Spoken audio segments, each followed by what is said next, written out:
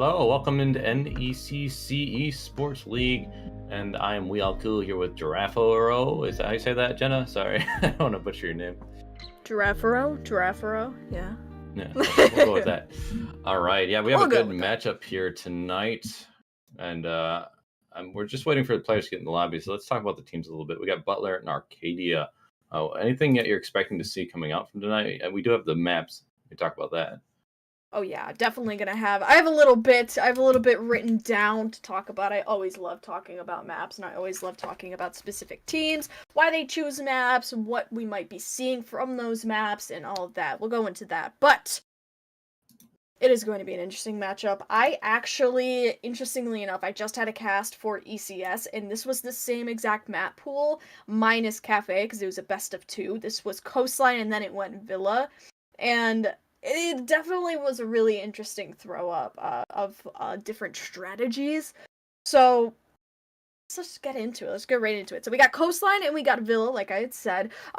Coastline was Arcadia's pick, whereas Villa was Butler's pick. We know Butler's going to be on defense for Coastline, and then Villa, Arcadia is going to be on defense. And honestly, arguably, I think that I believe Butler has the less favorable sides entirely, right? Because we know Butler has attack on Villa, Butler has attack potentially on Cafe if we see a third map, and Butler has defense on Coastline, which again, arguably, because Coastline can go either way depending on which team has a better mechanical play, but looking at Coastline specifically, this was a pick from Arc.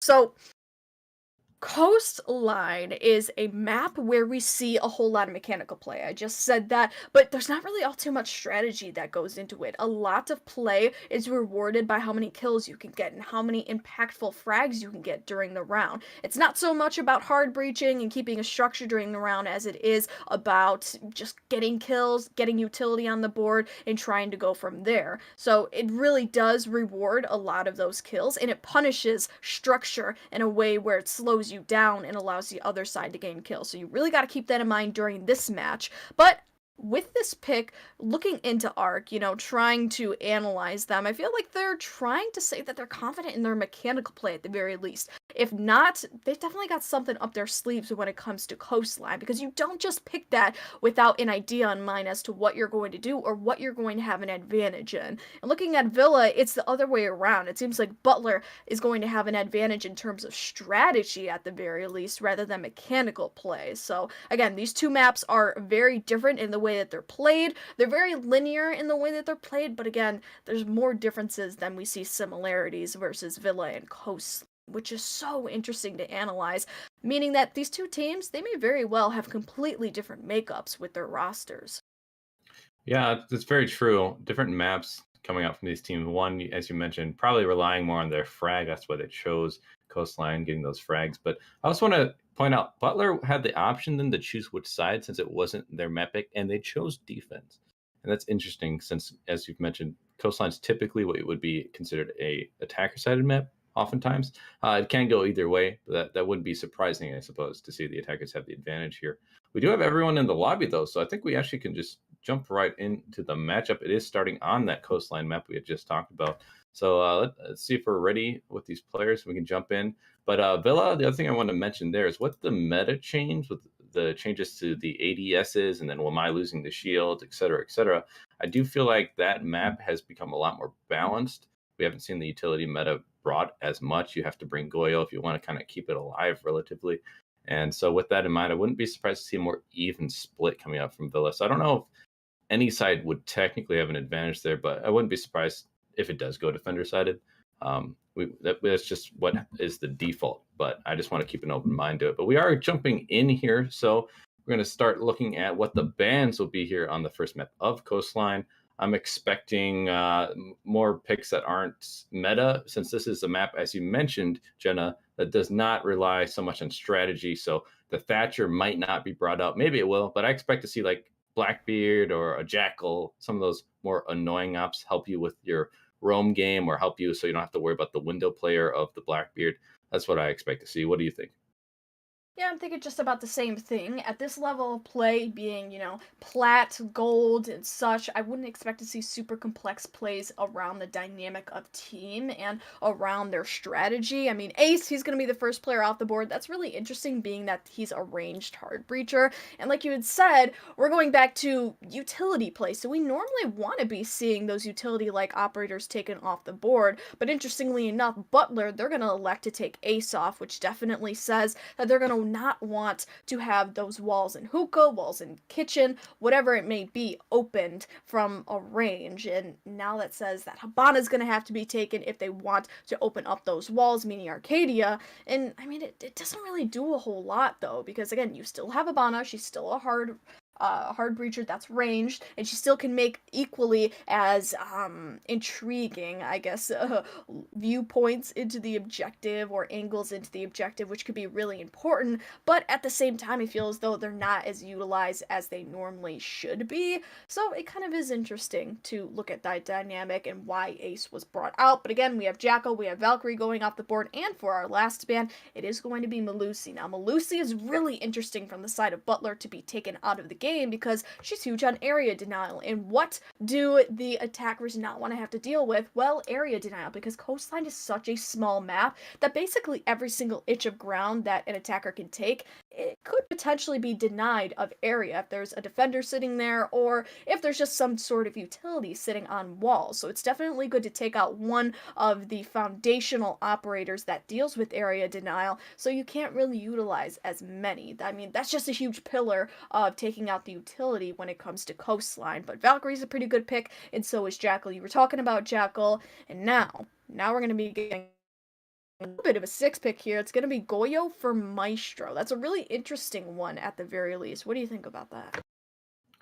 Well, it does leave them with no shields on the board looking at their lineup on defense, so they're not going to be playing with those shields. But I do like the op pick for the Maestro. I think he's underrated. Having the Evil Eyes in each site could help you up those lines of sight that you might not have. Also, the information game. Having the Valk band really does limit what you can bring. The only options would be the Maestro or the Echo. And since those Echo drones are now visible, can be shot very easily. I think it is the better choice to go with the Maestro. You still want cams on this map since it is such a small map. Every bit of information is that much more useful.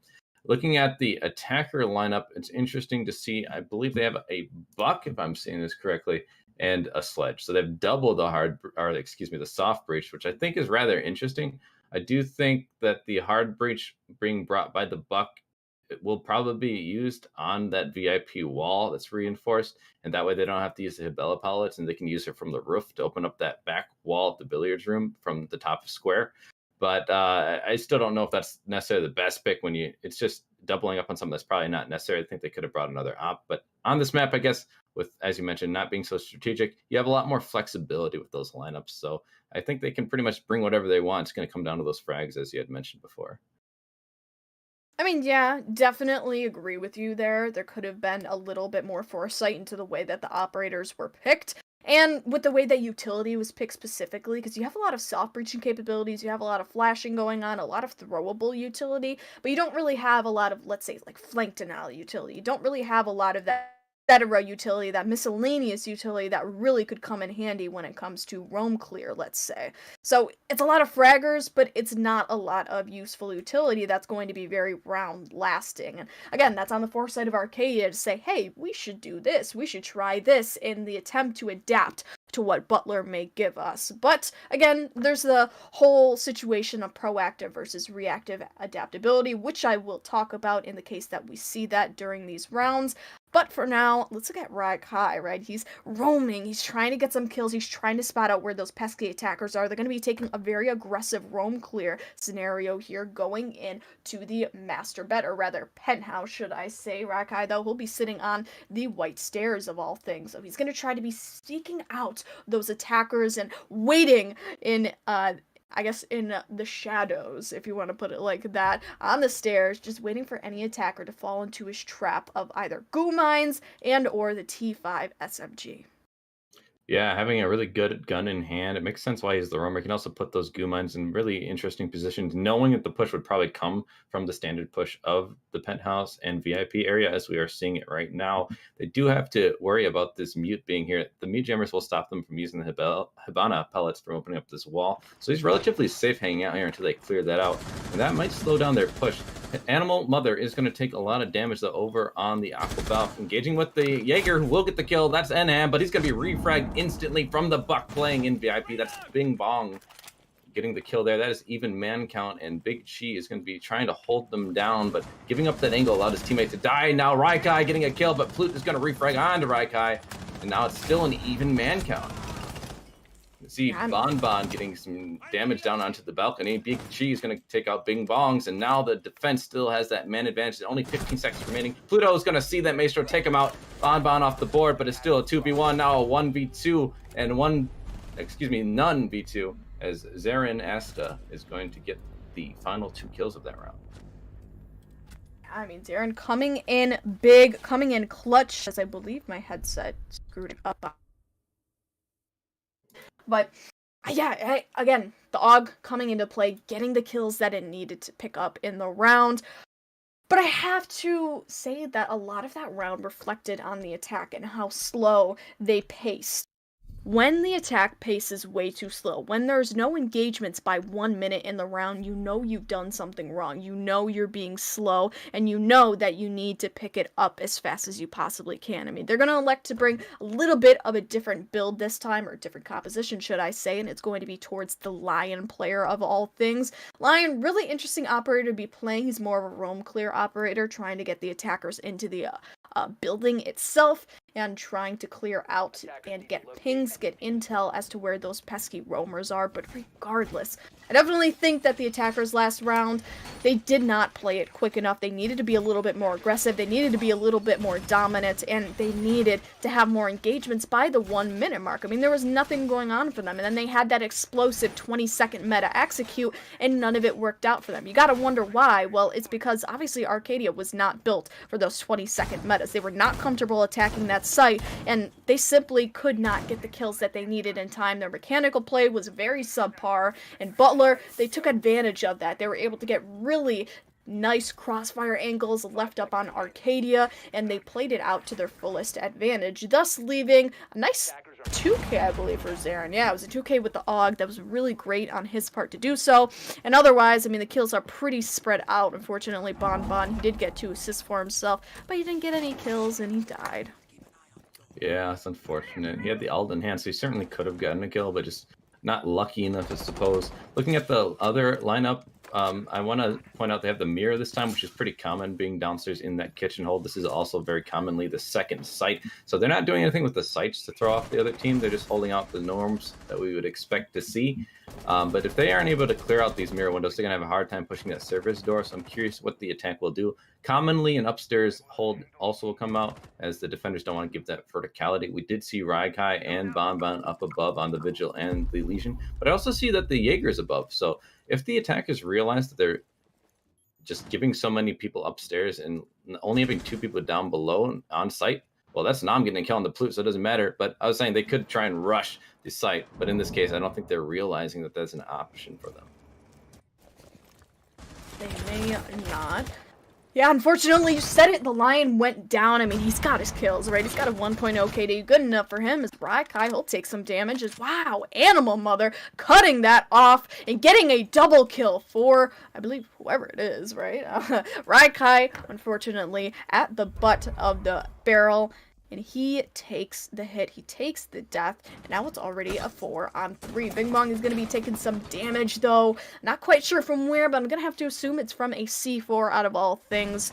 And I actually don't think there's any C4s. No, there's no C4s, so it might have been just an explosion of his own doing. I know we heard a little bit of an explosion going off, but the attackers, they're going to be sighted towards Blue and towards Sunrise. This could very well be a nice push for them if they're able to get themselves in position in time. It's really up to the defenders and how well they play off this roam, how well they're able to continue this roam and grant some kills for themselves. You got 2 players currently roaming. They're gonna have to find their way back to the objective, but most importantly, they're gonna have to get some kills while doing so. Enham's gonna pick up one for himself, but unfortunately, the Legion going down to Mutt.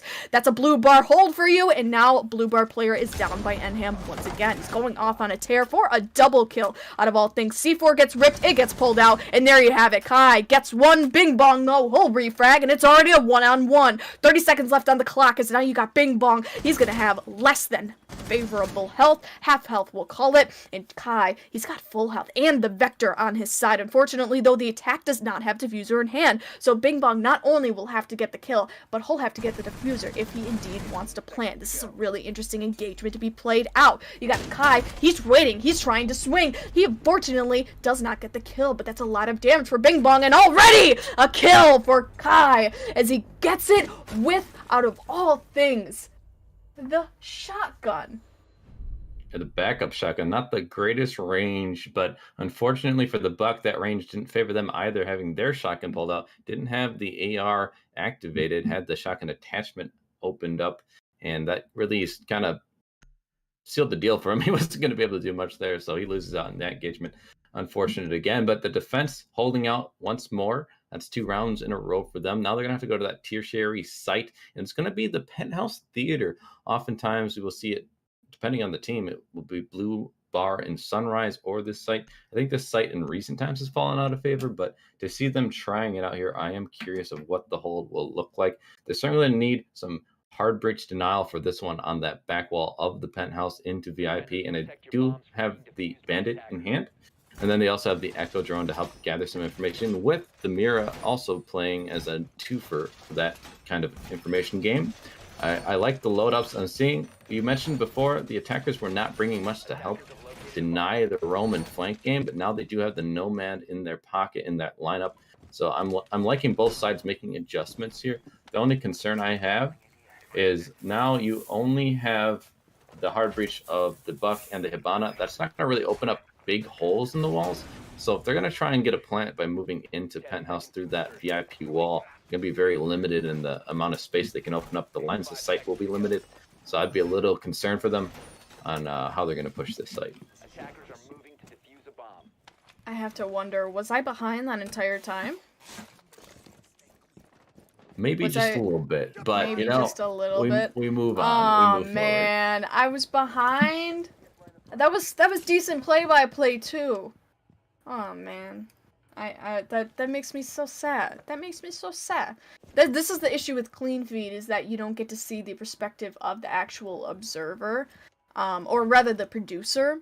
So you can't be on the same seconds. You have to basically sync up every now and then with the observer. And if, you know, in a play-by-play scenario, you're not synced up, you could basically get screwed over by it. But regardless, we will go on. The show must go on. As now Penthouse, like you had spoken of previously, will be the site of choice. I don't like Penthouse. I don't like it being played. It's not in the meta. It's not anything special. I prefer Blue and Sunrise just because of the vertical play that can be utilized, not only by the attack, but by the defense. And honestly, I don't get why anybody would choose Penthouse, but something that's going to be chosen is the site. Actually, no, the hold, I'm gonna say. The hold from Office. When it comes to Kapkin and his whole thing, he'll be getting a kill, though. That's a headshot for Raikai with the Kapkin, I believe SMG, if I'm correct. That's Animal, unfortunately, going down. Your sole hard breacher, so you can't get any of the Penthouse walls open, which is normally a huge staple in the attacking strategy when it does come to Penthouse. So already putting Arcadia at a huge disadvantage coming to that. They're going to have to take things entirely soft breaching. Now, Blackbeard, he'll be on the board for Arcadia, so this could be actually huge. If he gets in that one-on-one face check engagement, then he could very well win that out. I'm gonna like to see that. I'm definitely gonna like to see that. Pushing in the hookah right now, and that's Raikai engaging, but he's not gonna see them. He's gonna run away, take a lot of damage in his back, but he does not get taken out. A lot of damage coming out, but they do still have the man advantage on that defense side. There's only a minute remaining here. They're really limited on what they can do here. They also haven't taken care of the electric shock on that wall from the Bandit. So Hibana being off the board, only left with the buck to open up the wall. They're not even going to be able to do it, and everyone is getting stuck in that hookah area. Bing Bong, though, is going to take out Bon, so they are getting some kills, trying to bring it back closer. Raikai going to get some damage done. Kojo does get a TK, but then he does clean up on Raikai at the same time, so it's an even man count, but they only have 30 seconds to push site, and they don't have any good lines of sight. They're going to have to opt to push into the theater doorway, but at the end of the white hallway there is NHAM getting a kill on the Bing Bong, bringing it to the man advantage for them. And now these attackers, 15 seconds remaining, only 2 of them. No hard breach is possible. They're going to have to just funnel in here. Mutt is getting caught on the wall, not sure where to go. Didn't even clean up the camera, and NM's going to get an easy kill. It's all up to Kojo with the shield in front of him, but 1 second left on the board. He's not going to be able to get anything done here. That's going to be another defense win. 3 in a row, getting that full rotation of the sites. You know what's really interesting? This was Arcadia's pick. And when you're on attack, specifically in Coastline, and you choose the map, mind you, you're supposed to kind of know what you're doing. I mean, it realistically is all about getting the main kills. It's all about getting as many kills as you possibly can leading up to the execute on site. It normally turns into a team deathmatch, I will not lie, unless you're on kitchen and service and you seem to get a plan in the site. But for the most part, you don't really see those types of engagements going on. My point here is that it seems like the attackers are really lost. It seems like they're really confused and they're really indecisive as to where they want to go during the round. And that's extremely concerning because, mind you, again, this is their map pick. This is something that they should be well versed on, but it realistically seems like they're not. And pulling out Blackbeard and not getting kills with him, again, very concerning. You got a TK, by the way. I believe, actually, it was Kojo's first kill. It was Kojo's first kill with Blackbeard. He got a kill, but he got a TK as well, which further puts the attack of Arcadia at a disadvantage going into that. And it's just, so far, it's really not looking good for them. They're supposed to know what they're doing.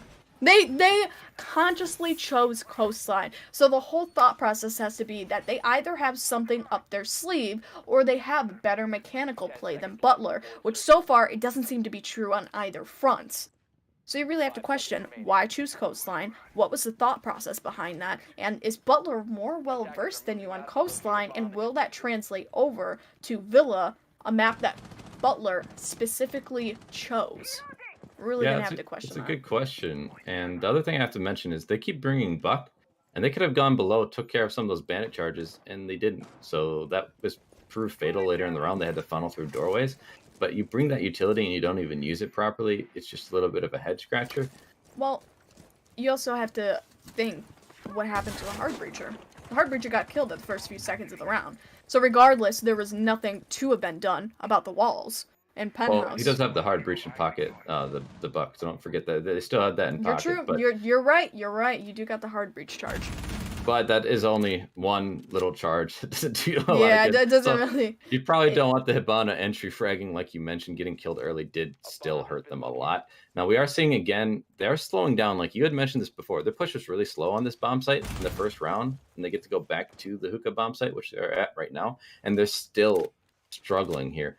1 minute in, they don't even have full control over here. They're going to get some damage. No, and actually, it didn't even hit. Looks like he missed all those shots on the right guy, and he's going to get some damage onto the Blackbeard instead.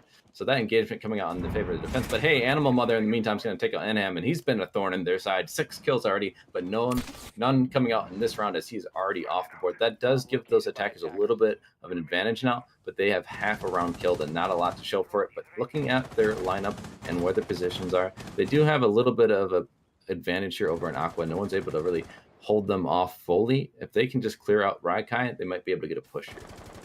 Yeah, and I mean, like you said, with the main fragger of the defense being down for Butler, this could prove a really great advantage that Arcadia needs to jump on as quick as they possibly can. They only have 1 minute to do so, and it doesn't look all too good for them. It looks like they're falling back into the theme of them being all too methodical, slowing down their play too much, and it's going to turn into that 20-second meta execute with the big explosive execute, but they really weren't able to hack it. They weren't able to do it because there were so many angles, so many masterful elegant angles being held against the attack that, again, they just weren't able to keep up with it. I mean, you got a player playing around the I believe it's like the benches area, or I'm not even quite sure, but you know what I mean. You got the mute playing tucked away in the corner of this site, which you could very easily peek out. Unfortunately, though, Bon, he's been down. The player with the Alda, not very good of a situation for Butler to find themselves in, and again, this could very well turn out to be a round in the favor of Arcadia. It just has to be that they collapse on the site at the right time. About 15 seconds left on the clock, and it doesn't seem like an all too favorable site for Arcadia, and yet they still have the kills to show for it. Darren's gonna go down, and you got Ella, the remaining player left on the board, not at full health, but yet not in the worst possible situation to have. Animal's gonna try to plant this one out. If Ella's able to get the kill, this could prevent the entire round from being won, but indeed it will not. Rakai's gonna try to make the rotation. Unfortunately, though, getting bested by the player with the L85, and Mutt Grinds is going to take that kill for us and finish off the first round. Win for the attackers. Yeah, well, job well done. They did end up pushing in. It was a little late in the round, but they took it a little bit quicker than last time. Last time it was 20 seconds. This time they had a little bit more time to play with, and kills did fall in their favor in that case, which proved to be what they needed, as they had that 3-man advantage at the end of the round, getting the plant down. Raikai, it's a lot to do to try and get 3 kills and a defuse. He wasn't even able to get 1, so that looked a lot better coming out from Arcadia. They're going to have to find 2 more, though, if they want to find that even round split before going to their defensive half. And we do see that it's going to be Hookah again, but the lineups are a bit different. One pick that I want to highlight, though, that Ying pick. That is very interesting. We've seen her utilized in Pro League a little bit more often now with the ADS changes, and only seeing Wamai having so many discs, no shield. That if they can burn it out properly, I hope they don't waste the Yings, but if they can burn it up properly, if they do have the throwables on the Hibana, they could very well use that Ying to execute and win this round.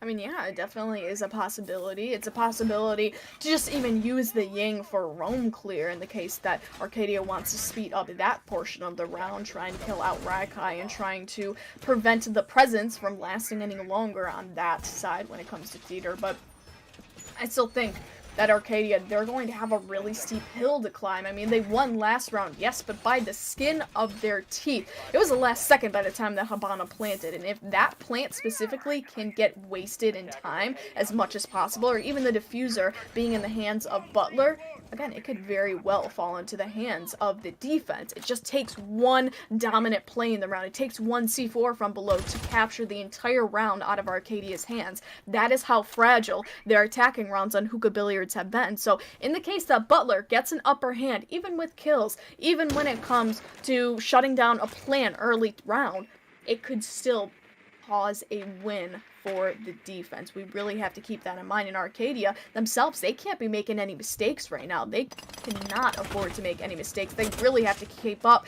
especially when it comes to their attacking rounds, because we have talked about Coastline. It's a pretty attacking-sided map, more attacking-sided than most maps are, and for them to be losing it out this harshly really is a testament to how well Butler plays, but also how weak Arcadia is right now on their attacks.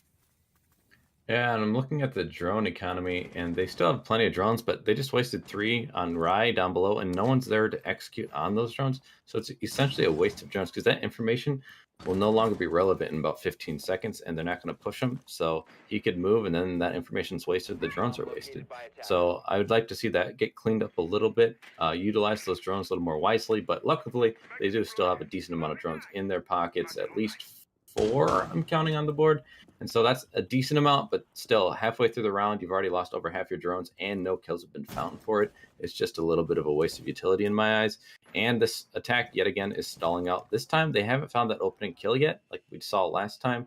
And halfway through the round, we do see Mutt, as I'm saying that, he is going to push on Raikai, but pushing by himself here, and then also no drones to help with it, he could get caught out here if he's not careful. Rai, though, might not be looking the right directions. These 2 players look like they're just about to engage right now. He's going to push up on him. They're going to run into each other, and the sledge is going to come out on top. That's Mutt Grinds, and he's going to get refragged instantly, though. And I'm getting that kill, and he's engaging with the man on Aqua Buff, but he's going to get taken out now. That's going to be an animal mother, and now they have that man advantage that they utilized last time. They're up 4-3. The Ink's going to start using those Candelas, trying to get a push, but this is going to slow that down. Bonbon will be flash still, so if they push here, but they're not looking like they are. That Elo grenade going to slow him down. Kojo, though, going to kill on Zarin Astra. They do have now a 2-man advantage. And now it's back to a 1-man advantage. Bon pushing up with the shotgun in hand. That takes out Flute. And now it's a 2v3 for these defenders. Only 20 seconds left for them to kill. You mentioned how fragile this attack can be. Now, Animal Mother off the board. The Alda in hand gets another one. That's Kojo off the board. It's all up to Bing Bong. And you have only 10 seconds to get this plant or find 2 kills. He's going to engage with the Alda in the corner here, and he's going to win that fight and almost win a second one, but he has to find him in a second here, and he's not going to do it, just missing those shots narrowly at the end of the round. Butler finding the 4th round of defense. That's going to give them a nice advantage going into their attacking rounds, but one more defensive round still remains. Most definitely. I mean, it's 4-1 right now. It only gives one more round for the attack to at least try to even things out in their own way going on to their defense-sided rounds, but even on Coastline, you want to try to get more of an even score, more of a 3-3 rather than a 4-2 because of the fact that it is a little bit more attack-favored, and so far, the attack, it's really been struggling. The attack of Arcadia has indeed, they've had some rough times. They've been winning, again, by the skin of their teeth, and it just, they're falling short. They're falling short at every possible angle. They're falling short at a lot of different ways. And just so many things are going wrong for them. They're making tiny mistakes, and it's snowballing to be this big, huge round loss for them all at the last second. They have a huge issue when it comes to pacing in the round, and on Coastline, that issue gets exacerbated so badly to the point where it could very easily lose you rounds. And so far, it has been losing Arcadia rounds. I mean, at the last second, they keep on trying to push in, they keep on trying to get the kills for themselves, but so far, it just doesn't seem to be working out for them. And honestly, I'm going to say this so sparingly, I just think that this is more of a ranked stylistic play from them. 5 seconds left. Yeah, I can't say it any better than that. It's not to be mean either. It's just what it is, right? We haven't seen the strategies, or at least we haven't seen the coordination on attack that we'd like to see in the comp leagues like this. And so hopefully they can learn from this, go back, watch what was going on. Hopefully they recognize, yeah, our drone utility not being used well, our timing just taking too long on these pushes at a lot of the time, and they could clean it up still. So there's still positivity we can take away from it, but overall, yes, it hasn't looked the greatest. It has been a little lackluster on their attacking side. I'm curious to see, though, will Butler have the same problem, or will they have a little bit more of a well-coordinated attack? But this round still needs to be played out before we can answer that question. We do see that they are starting to get some control in different parts of the map. The Buck over here on the surface entrance, but he's not even going to open up the door. They haven't really contested anything yet. Animal Mother being that entry frag yet again, and they've taken a lot of damage. You could lose your hard breach very early on, and that seems like it could be a big mistake. Bon, though, over in kitchen, does take some damage. Not sure where from, though. It looks like Sunrise, and he's going to get killed from that direction as well. Kojo getting that opening kill for his team. Bon having a rough game so far, and that's the opening kill for the attackers. And they're doing it a little bit quicker this time compared to what we've seen in past rounds.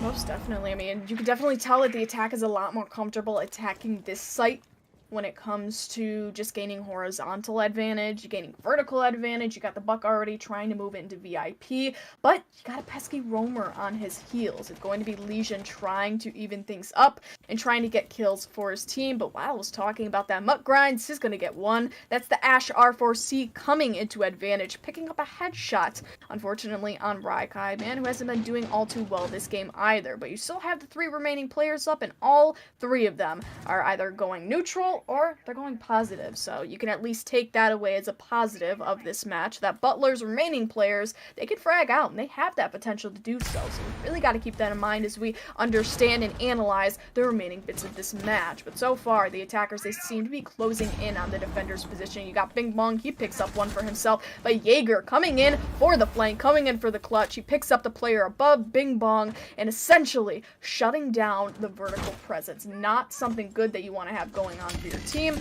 but altogether, a saving grace for Butler as now Kai can indeed go into kitchen, at least without having the fear of being fragged out the second he tries to rotate. And Ham trying once again to even up the scoreline, picking up Animal Mother, your resident hard breacher, but Mutt grinds, he's gonna come back, he's gonna get that kill on Nham, but Kai coming in once again with the Nitro Cell to kill off Pluto. He only has 2 more players remaining to have to go up against, but Mutt grinds, he is trying to go for the defuse, and successfully he will do so. That's Sophia, though, to be holding on his flank, holding on his rotations, holding on basically everything that he must. But weirdly, you have Mutt grinds, I believe, proning? Question mark? You have him proning? I'm not even sure what's going on with that, but they're trying to take a crossfire advantage, trying to get as many passive angles as they possibly can leverage in order to watch this bomb. Now, in the case of the courtyard, we see Sophia. She's trying to get some hits, get some damage taken upon herself, though. Unfortunately, less than 25, but you have Ash that will take advantage of that situation for Mutt Grind's games to get the R4C kill and finish off the round. Yeah, second round for them, as that is their attacking half coming to a close. Unfortunately, I think it was a bit disappointing for Arcadia. They only got 2 out of the 6 rounds, and now they're going to have to go into their defense. Now, maybe this is an odd game of Coastline. Maybe this is a defender-sided one. They could still pull it back here, so I'm just going to wait to see. This round, I think, will be telling. Can Butler show us a little bit more coordination? Can they show us a little more success on their attack? It'd be disappointing if they did, though, because this isn't even in their map choice. So that would be a huge blow, I think, to Arcadia to have such a disappointing attacking app and then watch their opponents show them how it's done in a way. So I'm curious to see their mentality going forward if that does happen. The second map could seep into that matchup on that map. So you'd hate to see it for their sake. On the other side, though, Butler, they are going on to attack with a 4-2 advantage, normally, at least on Coastline. That is a good thing for them. So we'll see if they're able to take advantage of those rounds that they have, like, I don't know, cushion, what do you call it? They have a 2-round cushion, as that is their advantage.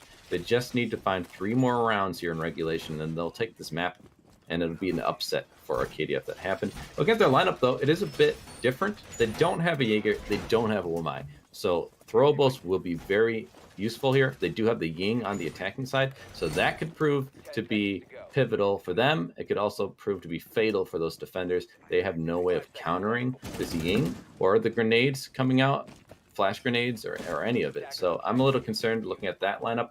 However, no hard breach will really be able to go down with the Cade and the Bandit on the board. You know, I really have to question bringing 2 hard breach denial operators. I mean, realistically on Coastline, you only need 1, either Kaid or Bandit, and in the place of those players, you can bring Jaeger. I just don't understand it because of the fact that you have so many throwables, like you said, including Ying, and they're just not going to be able to do anything about it. There is nothing to deny that utility, and that in itself could prove to be entirely, just like you said, fatal. For the, I want to bring home this point. I really want to bring home this point because it is so important to bring somebody with the ability to clear the utility of the attackers, to destroy it, to deny it at its very core. And to not have somebody to do that is to have somebody that is allowing all of that utility to be brought onto the site, to be brought onto the remaining defenders, and potentially kill all of them. So really, just keep that in mind during this round. We're going to have to see that played out. But yet again, it's not even going to matter with the wall denial operators being up on the board because you have Thatcher up on the board as well. And thus far, there is no Bandit tricking going down. So Bandit just going to be rendered useless at this point, and Pluto as well. Now the Thermite EMPs indeed, or rather Thatcher, sorry, EMPs have been successfully brought upon the walls, and so have the Habana X Kairos charges. Now that's realistically all they need to open up in order to secure a plan, but now it really comes down to the area control and such, the potential defuse. But Zarin, in the meantime, unfortunately has been killed out. The man going 3 and 5, unfortunately not getting all too many kills for his team, but Pluto, just in the same moment, off on the rotate, does get DBNO'd. Big Kai is going to, unfortunately, secure that one, and Bon Bon getting another for himself. Yeah, Bing Bong off the board. That gives him the man advantage on attack. And as we mentioned, the Yin Candela is coming into effect. He's able to utilize it and realizing no one is in here to deny the plant. He could plant here potentially, but he is going to keep getting zapped by the Evil Eye. They're not paying attention to it. Bon Bon will get a kill on the Kojo in the meantime. Now it's all up to Mutt Grinds. He's going to take out that Ying, pushing with the diffuser in hand, but Bon Bon will refrag, and that'll win the round for Butler. That attack looking really pretty good, I would say. They take a little bit of time, but they were utilizing it well just to get that back wall opened up. The thing that really proved to be fatal is they just had no denial and just getting caught not watching their angles that they should have been watching. We saw the man rotating in billiards just get caught from Aqua, and he's the only one who's there to watch that angle and just getting tripped up the defense. I'm not quite sure what's going on, but they don't look coordinated. They didn't look coordinated on attack. Arcadia now down 3 rounds, 5-2. Butler looking like they have the plan here on Coastline. They're going to maybe steal this map from Arcadia. They could very well do so. It's going to take a lot of determination from the side of Arcadia to pull this one back. As now they finally brought the Jaeger pick. Thank you. Kojo's going to be the one on that, and hopefully his ADSs will secure at least some of the utility that's going to be brought on the side of Butler. Unfortunately, they're not going to be bringing the Ying this time, as now they've switched her out for the Yana. Yana. I like Yana being played on Coastline. I think she's a really important operator when it comes to roam clear. I think she's an important operator when it comes to gaining intel as to where the exact positions of Arcadia's players are going to be. And I just think she's a really good player with the G36 in general. She's got a lot of fragging potential, and with it being on the player of Kai, we will most likely bring a lot of that just so. And also, I mean, you got frag grenades. That's a plus, right? Right, and I was going to point out last time they didn't have any frag grenades. I thought they'd bring the sledge or something, but they didn't. And so maybe that was a miss for them, but it didn't really seem to matter. They had that attacking favor after getting those. They lost the opening kill actually, but they got 2 back, and then they had the man advantage from the rest of the round they're on. And I think that the lineup definitely looks better, as you mentioned. Not bringing the double hard breach denial. They only have the Cade, not the bandit this time. They're going to be bringing that Jaeger. That'll help a lot. The other thing they have is a mute. I think that could be useful for denying a lot of the drones. I think the drone game was decent on Butler's side. They at least had the information they needed to start pushing in. And this time, it's going to be a little bit harder for them to get that information. They are taking a little bit of time here. The Thatcher probably helping the Headbana to try and get this wall open yet again, just like we saw last time from the roof. But it's taking a little bit of time. Bonbon's not even on the roof right now. So I'm just wondering, what are they doing? Where's the coordination happening? It's already been a minute, and they don't really have any control yet. And they haven't even moved inside the building, it seems. Kaarohs are now going to be put down on the main wall of Hookah. That'll take at least some part of the wall off, but I believe the mute charge is going to prevent that from happening on the remaining wall. And honestly, I think that's truthfully enough to do a little bit of damage. As now the pistol from Kaid, out of all people, is going to be brought. It will not hit the head of the player head glitching, and thus the engagement will be a bust. But Pluto, he's still going to be trying it. He's going to be trying that engagement with the pistol, but Kai, in the same time, gets a headshot with the G36. So there you go, ladies and gentlemen. That's our first kill of the round. Smoke, though, will be thrown out as canisters. He only has 1 left, and there's still a minute in the round to go. So not the best possible control of using out your smoke canisters, but Pluto gets, I believe, a 1-tap was that with the pistol from Kaid. Man, that thing can do big things, but Kai's gonna be doing even more big things now with his frag grenade, hopefully picking up yet another player, but Mutt Grinds picking up Enham. Fortunately, though, that'll be a refrag for you, as the Jerry 36 coming out, coming strong, coming in clean for the 3rd player from Big Kai. Question is, will he be able to get the ace? I guess only time will tell, as now Hookah will be the next place that the attackers control. Zaren's going to pick up 1, unfortunately stopping out the potential of Big Kai getting the ace, but Kojo's the remaining player left on the board. Unfortunately, he's put in a 1v3 scenario for himself, and with really nice crossfire angles being held, that'll be him picking up 1, but still, crossfire angles being held for the attack, and there's not a whole lot of potential for him to be winning this out. The attackers now know his exact positioning. Fortunately, the attacker's going to find himself in that position to get such a kill, with the Nomad air jab being down, and I believe Jaeger was just pushed through the wall? Yeah, the air jab caught him out, and then Bonbon cleaned him up. A 3K coming out for Big Chi. Really good job from him. Got one of them with the frag grenade, as you just mentioned. So really good job. That's now all the rounds in a row, or two to be specific, excuse me, on the attack. And so Butler really does look like they're just more coordinated. They know what they're doing a little bit more on this map. We saw that they haven't struggled so far on their attack like we saw from Arcadia. They're on map point now at 6-2, and this is Arcadia's pick. That's really alarming for them. Hopefully, they have a lot to learn from this. Again, I'll try and put the positive spin on it. We're going to see Bonbon. He was flirting with that Dokkaebi pick. Looks like he might be 6, and he is over to the, well, he was going with Thatcher. Now he's going Sledge. So now they have double that frag grenade potential. They're going to have bring the Sledge and the Iana. So I like that. We did see that they weren't really putting those ADSs, at least I didn't see them catch anything. There was a nade kill, so that just goes to show they were still utilized properly. And now they have 4 of them. So this could be what they need. Just clear out some of these positions, throw a couple of grenades, get a kill, get in, get the plant down. Maybe that's the mentality coming out. I do think the Iana is also really useful, but I didn't see many of her drones being used last time. Maybe that's just due to that meat jammer, and they just didn't want to bother. I'm not quite sure, but at the very least, it didn't end up mattering for them. They still got the round. We're going to see them go Penthouse, though. You said earlier you don't like this site. I'm not a huge fan of it either. What do you think is going to happen? You think this is just going to be the last round then because they went to the site you don't like? Definitely. It's going to be the last round because they went to the site that I hate. For sure. Yeah, that's it right there. That's the reason. Yep, that is definitely the reason. No, I think actually Big Kai, the reason why he didn't use out the Gemini clones a whole lot, if that's what you're referring to, was the fact that he was literally getting so many kills that he didn't even have the time to do so. I mean, that man had or woman, or them, they, whoever, they had the diffuser in him. Oh, all of them are him? Okay, so I got a note from production that all of them are him. Okay, cool.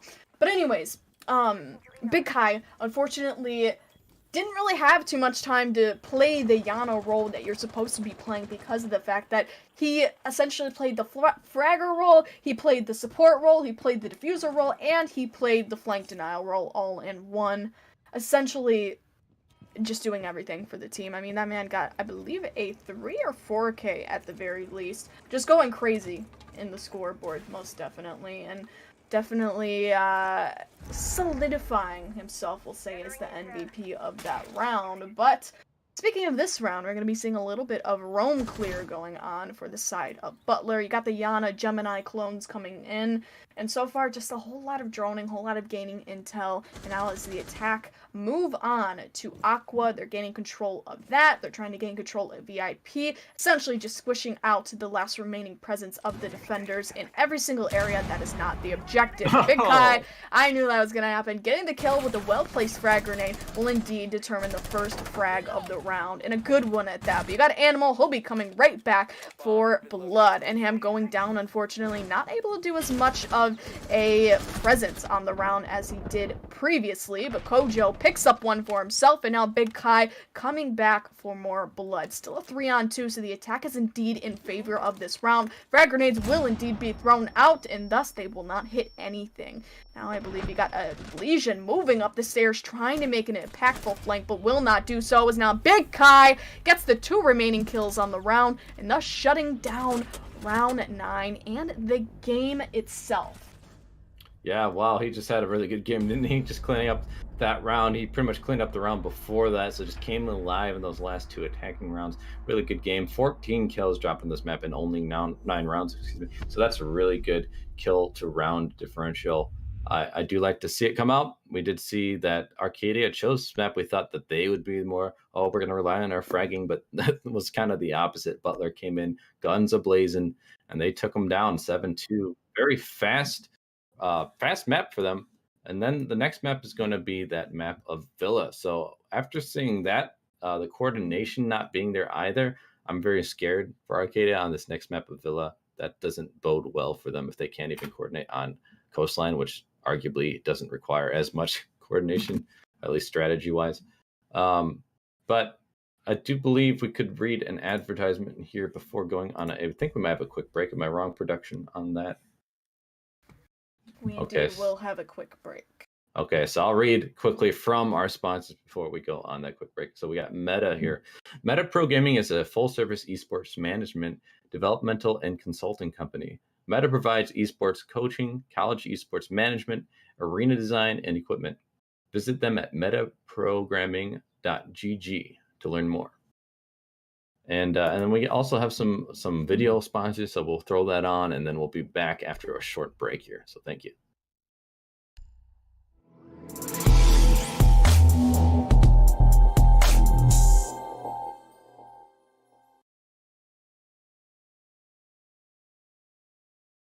NECC Sports, we're watching a Rainbow6 matchup between Arcadia and Butler. Butler just won on Coastline 7-2. We will be going to the second map of Villa. This is Butler's choice as well.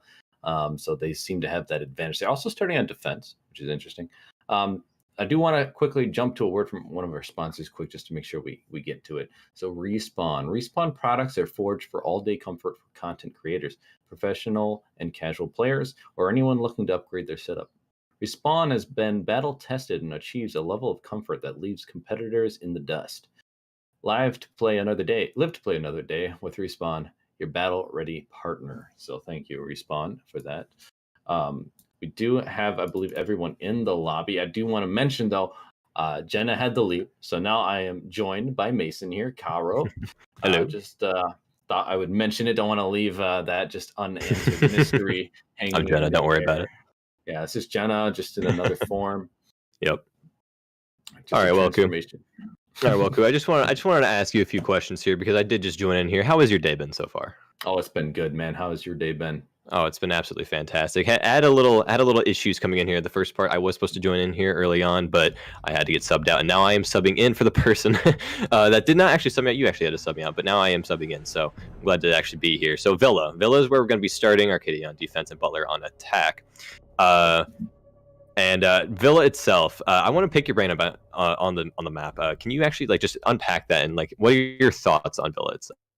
So from what I've seen in recent times, I think with the meta change with the ADSs, Wamai no longer having the shield, I do think it's become more of a balanced map. In some cases, we might even see attackers have an advantage depending on the team. Some teams really seem to have good coordinated pushes. I will say it does require that coordination, so obviously it depends on the team. But I think this might be one of the most balanced maps in the game right now, if not the most balanced map. If you try and compare it to anything like Cafe or Oregon or even Theme Park, those are all really defender-sided maps. It feels this might be one of those perfectly balanced maps. This is like the old Border, it feels, where it was very balanced. So that's my thoughts here. The bans coming out, though, we do see that Thatcher and Buck are banned. What do you make of that Buck one? The Thatcher, pretty standard, but that Buck seems a little bit different. I feel like the Buck is more of a replacement for the Sludge ban, or just more Sludge in general, because Buck can do it at a much higher rate of speed, and he can get that cleared out very, very quickly and get those angles opened as soon as he can. Compared to a Sledge, you actually need to enter the room. Compared to, I don't know, if you want to rappel on a window to open up that vertical. When it comes to Sledge, you just have to open it up. You have to actually walk into the room and then open it up. And the Capcan ban, I am questioning a little bit because it must be a VOD reviewer or just could be a joke banning someone's main. But I'm not a big fan of that pick whatsoever because Capcan is not as viable as an operator as I guess this team is believing. Right. Well, I think that comes on the side of Arcadia, and it was because Raikai played him last time. I think people did get caught up on those traps, and he did get some kills with the weapon in hand on that Capcan. Mm-hmm. So I think that is more of a target ban. And you weren't here last map, so you wouldn't, it's understandable that you'd be questioning that pick. But I still question it, even if it is a target ban. I'm not a fan of target bans. I like the meta change, right? Trying to shape the meta with the bans, give yourself a little bit of an advantage strategically. In this case, they've left a lot of utility in the hands of those defenders. Valkyrie still on the board, giving that information. Mute, going to be 6 pick away from the Wamai, so that'll slow down some of those drones. We did see Arcadia struggle with their drone economy last map, so that will be something to keep an eye on. Butler did a little bit better. Them being on attack here to start off, it's curious to see what the mutant play. Can they still maintain that good coordination and good economy of the drones? What do you make of these lineups, though? I definitely like the Ayana pick out of all of them because her ability to actually continue to bring that intel. She has that unlimited amount of intel. Although it is on a cooldown and it obviously is limited to the round, but she can just run in constantly over and over again with her drones without having to risk that life, you know? So to see her on the board is kind of refreshing. Them bringing in Nomad is clearly it's a staple. Nomad is a staple for majority of the maps. You got to cut off those roamers. You got to make sure that you got to relieve some of that pressure whenever it comes to behind you, depending on where you're taking.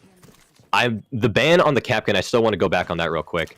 The target ban, I don't, like you said, target bans are not a very good thing to really do, especially in competitive play, because you need to remove those operators that bring that that pressure, that tension, and the operators that can mess up your plays and stuff that can actually mess you up compared to an operator that someone just played correctly. You got to be able to counter an operator like that through either an IQ or just using your eyes in general, because Capcan traps are not that hard to take care of unless you are in those last second situations where the pressure is high and you're running down to those 30 seconds where you have to rush onto site. I can understand that, but even in those situations, you need to be checking those. And if you are taking that damage, then that is your own fault, in my opinion. Yeah, I do agree with you. It is your own fault not rotating correctly or wisely in some cases. I do want to go back to that Iana mentioned that you had her drone here, the Gemini, being thrown in there, as you mentioned, unlimited information. These mute jammers can trip it up, though. Something to keep an eye on. The other thing I want to talk about, though, is that's Big Chi on that, and he dropped 14 kills last map within the 9 rounds that were played. We're going to see a kill coming out, though. That's Animal Mother on to Big Chi, the man I was just talking about. He's not going to have an effect on this round, despite how good he did last map, and that is the opening kill for the defense, and then the engagement will continue. Raikai and Animal dealing damage to each other. They have about the same HP, but Pluto going to take NM down on the red stairs here, and now they have that man advantage for the defense. Yeah, that was very unfortunate. You start talking about Big Chi and then instantly get shut down right there. A little bit of Caster's curse. Yeah, Caster's curse right there. I was about to mention. And then sadly, Neham had to come in, and I believe it was the Legion had to follow up with another kill. Those roams, apparently those air jabs were not set up correctly because they are freely roaming still. Legion is downstairs ready to take care of whoever's left on that red staircase. Jacko needs to take care of him while he can, but now he's been made aware that the Legion is still holding on that red staircase, and he did take care of his mine there. And just by throwing that mine right there, I believe what he's doing there is applying that pressure and wasting that time, because they know at that time that they need to take care of him as soon as they can, unless the Nomad brings up an air jab and cuts it off just right then and there, and they don't have to worry about it at that point. But if they do, if they do not, then they will have to worry about it for a majority of the round, knowing that there is someone behind them at all times. Yeah, that pressure from Red Stairs seems to be slowing down this push. They are in a 2-man disadvantage, and Rise on such little HP and study, a whiff of a bullet would take him out, and there it is. He's going to get taken out, but Rai does get a refrag. At least Kojo going to take care of Bon. Now it's all up to the last player, but Pluto will take him out while getting hit with an air jab. That's Zarin off the board. That looked like a more dominant round than we had seen on the last map coming out from Arcadia. That wasn't a flawless, but what was the timer at when that mosh pit just started to unravel? I believe we're getting down to about 20 seconds, if I'm remembering correctly. Okay. I don't know why I looked at it and I was still at that minute mark for some reason. Mentally, I was still at that minute mark, and I thought it just started taking action as soon as it hit that minute mark, and it was a lot earlier than I thought it would be. But 20 seconds is actually a reasonable time to see those gunfights to actually start to clear out. They actually did bring in IQ this time, something that they should have done when it came to the Capcan. I'm guessing that they would bring it for the Legion, the Bandits from a vertical angle, the Pulse. Now, I was going to say the Ela would work for it as well, but the Pulse even better. Valkyrie cams, all this intel and all this utility that they are bringing to the table right now, they need to bring that IQ. That IQ pick is very viable, and that's definitely what you should have seen when it came to the last map, like I will say again. The Ying pick, he went from the Ayana to a Ying. I guess he didn't really like the idea of where he was before, and I guess he already is uncomfortable with the Ayana pick because of how early on he died. I guess he probably was messing with the drone or something, and he clearly wasn't happy about it. So the Ying pick, the flashes that she brings to the table can either turn the whole round into the favor of the attackers or not do anything at all. I feel like it's a very 50-50 gadget, in my opinion, because if you position yourself in a like a corner or something like that, or the Ying is aware of your position, then you can be messed up. That could clear roamers very, very quickly, or it can clear sight very, very quickly. It just depends on the player, I feel. Yeah, and last map, again, you weren't here for this. I just want to recap it a little bit so you're aware as well, as some of the viewers might just jump in now. They did bring Ying, both teams, I believe, did bring Ying a few times at the very least. Now, the only thing I would question about it is they didn't seem to push while using those Candelas, at least not very often. They might have done it once or twice. So my feeling on the utility hasn't been that they've been using it properly, not wholly at least. And so that's one thing I would watch out for. I hope that they clean that up a little bit, utilize it, throw it, and then push in with it. You don't want to just throw it and then waste it, and then you don't even utilize the blindness that you might have prompted by throwing it in. In this case, though, Pluto is playing at the top of main stairs, and it's going to slow down this push. It looks like they're trying to do an execution from top, like a horizontal push, going from that study side and game side into the trophy and excuse me, I'm just blanking on that word, statue. And so it's interesting to see that this is the push they're opting for, and they've taken about a minute and they don't really have any control yet. Yeah, and having an operator that you need that team communication, you need that intel with. I'm not entirely sure. Please refresh my memory if you've seen any sort of drone going out. And there's a lot of trades going off on the main staircase. That's going to be Jackal being taken down. The Jackal, that operator being down, can actually save a lot of pressure for the roamers in general. And then the Ying getting taken down as well. As I mentioned before, that Ying could do a lot of damage. A lot of trading going off right now. Currently still a 3v3 right now, and it's been evened out. That is the Bandit and the Legion going down right there. The only really serious 2 kills right now have been on the attacking side, and those are the only 2 really impactful kills to really come out of this entire engagement. The Ying losing those flashbangs that you really need for that end game or end round rather, and the Jackal to really deal with that early round, which they have clearly failed to do because both roamers may have been traded out, but they did trade 2 lives as a result. Yeah, Rai gonna creep up on the main bedroom doorway here. He does not know for sure if someone is around the corner here. It is an even man count, so whoever can get this kill here, they're gonna put themselves in a really good position for their team. Their engagement is gonna come out, and it is gonna be Rai getting that kill onto Kojo, giving the attackers the man advantage now. All up to a pulse with an ump in hand, not the best weapon, and then Mutt grinds. He does have the carbine in hand, and he's gonna engage, but not get a kill. But Bing Bong does onto Rise, and now he's bringing it back to the even man count. 2v2 now. And now a 2v1. The attacker's falling. Bon Bon on his lonesome after Bing Bong took out Enham. And now it's up to Bing Bong and Mutt Grinds to just clutch out the rest of the round. 30 seconds remain. This Nomad on their lonesome, having the diffuser in hand still. So they could possibly do this, but 2v1, 30 seconds. It's not a lot of time to work with. The shots coming up and not finding their target, missing the shots on to the Jaeger. Bon, 15 seconds remaining here. Going to start pushing into the statue area, trying to find these 2 last remaining defenders. One yet, he's going to get the kill onto Bing Bong, and almost the second he does! That's Mutt Grinds. What were you doing? Lining up the final seconds. That gives the attackers their first round. And an unfortunate series of events as both these defenders rotate the same way and get taken out for it. Well, there's a lot to unpack right there. I already had enough to unpack in the beginning there, and then that little engagement really had to add more onto my job here. Thanks for that, guys. I definitely want to say that the pull, or rather less the pulse and rather more the Jaeger. The Jaeger rotating off there, the lack of awareness and the lack of either the call up from pulse, but more the lack of awareness, because the fact that there was gunshots coming from statuary and he completely ignored them and decided not to just take the directly into him and then try to escape him somehow by running into Astro, even though he was already in the doorway. And still with around like 5 seconds remaining, he had plenty of time to still swing that angle and take care of him. So not the best play. He didn't even know where he was at the time. So the Jaeger pushing through definitely lost the defensive round for them.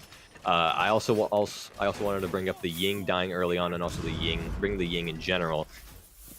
Not bringing that intel, or just, I said, please correct me if I'm wrong, if they were droning correctly near the middle or end of the round, because if they do not have that intel to use those Ying canisters correctly, then they cannot really clear and actually take care of those operators. And they're pretty much easy kills after you get those Ying flashes on them. So if they do not drone out and get that intel correctly, then they're pretty much useless, unless you're trying to clear sight with little no intel anyway. Right, yeah, that's exactly what I think they are doing. They're going to rely on that Ying without having to put drones into the site. Now, the thing you mentioned is, are they droning well? And I would say they droned upstairs well. then they didn't have the rotation cams to watch for the flanks up those stairways. We saw it. They came up, they got the kills.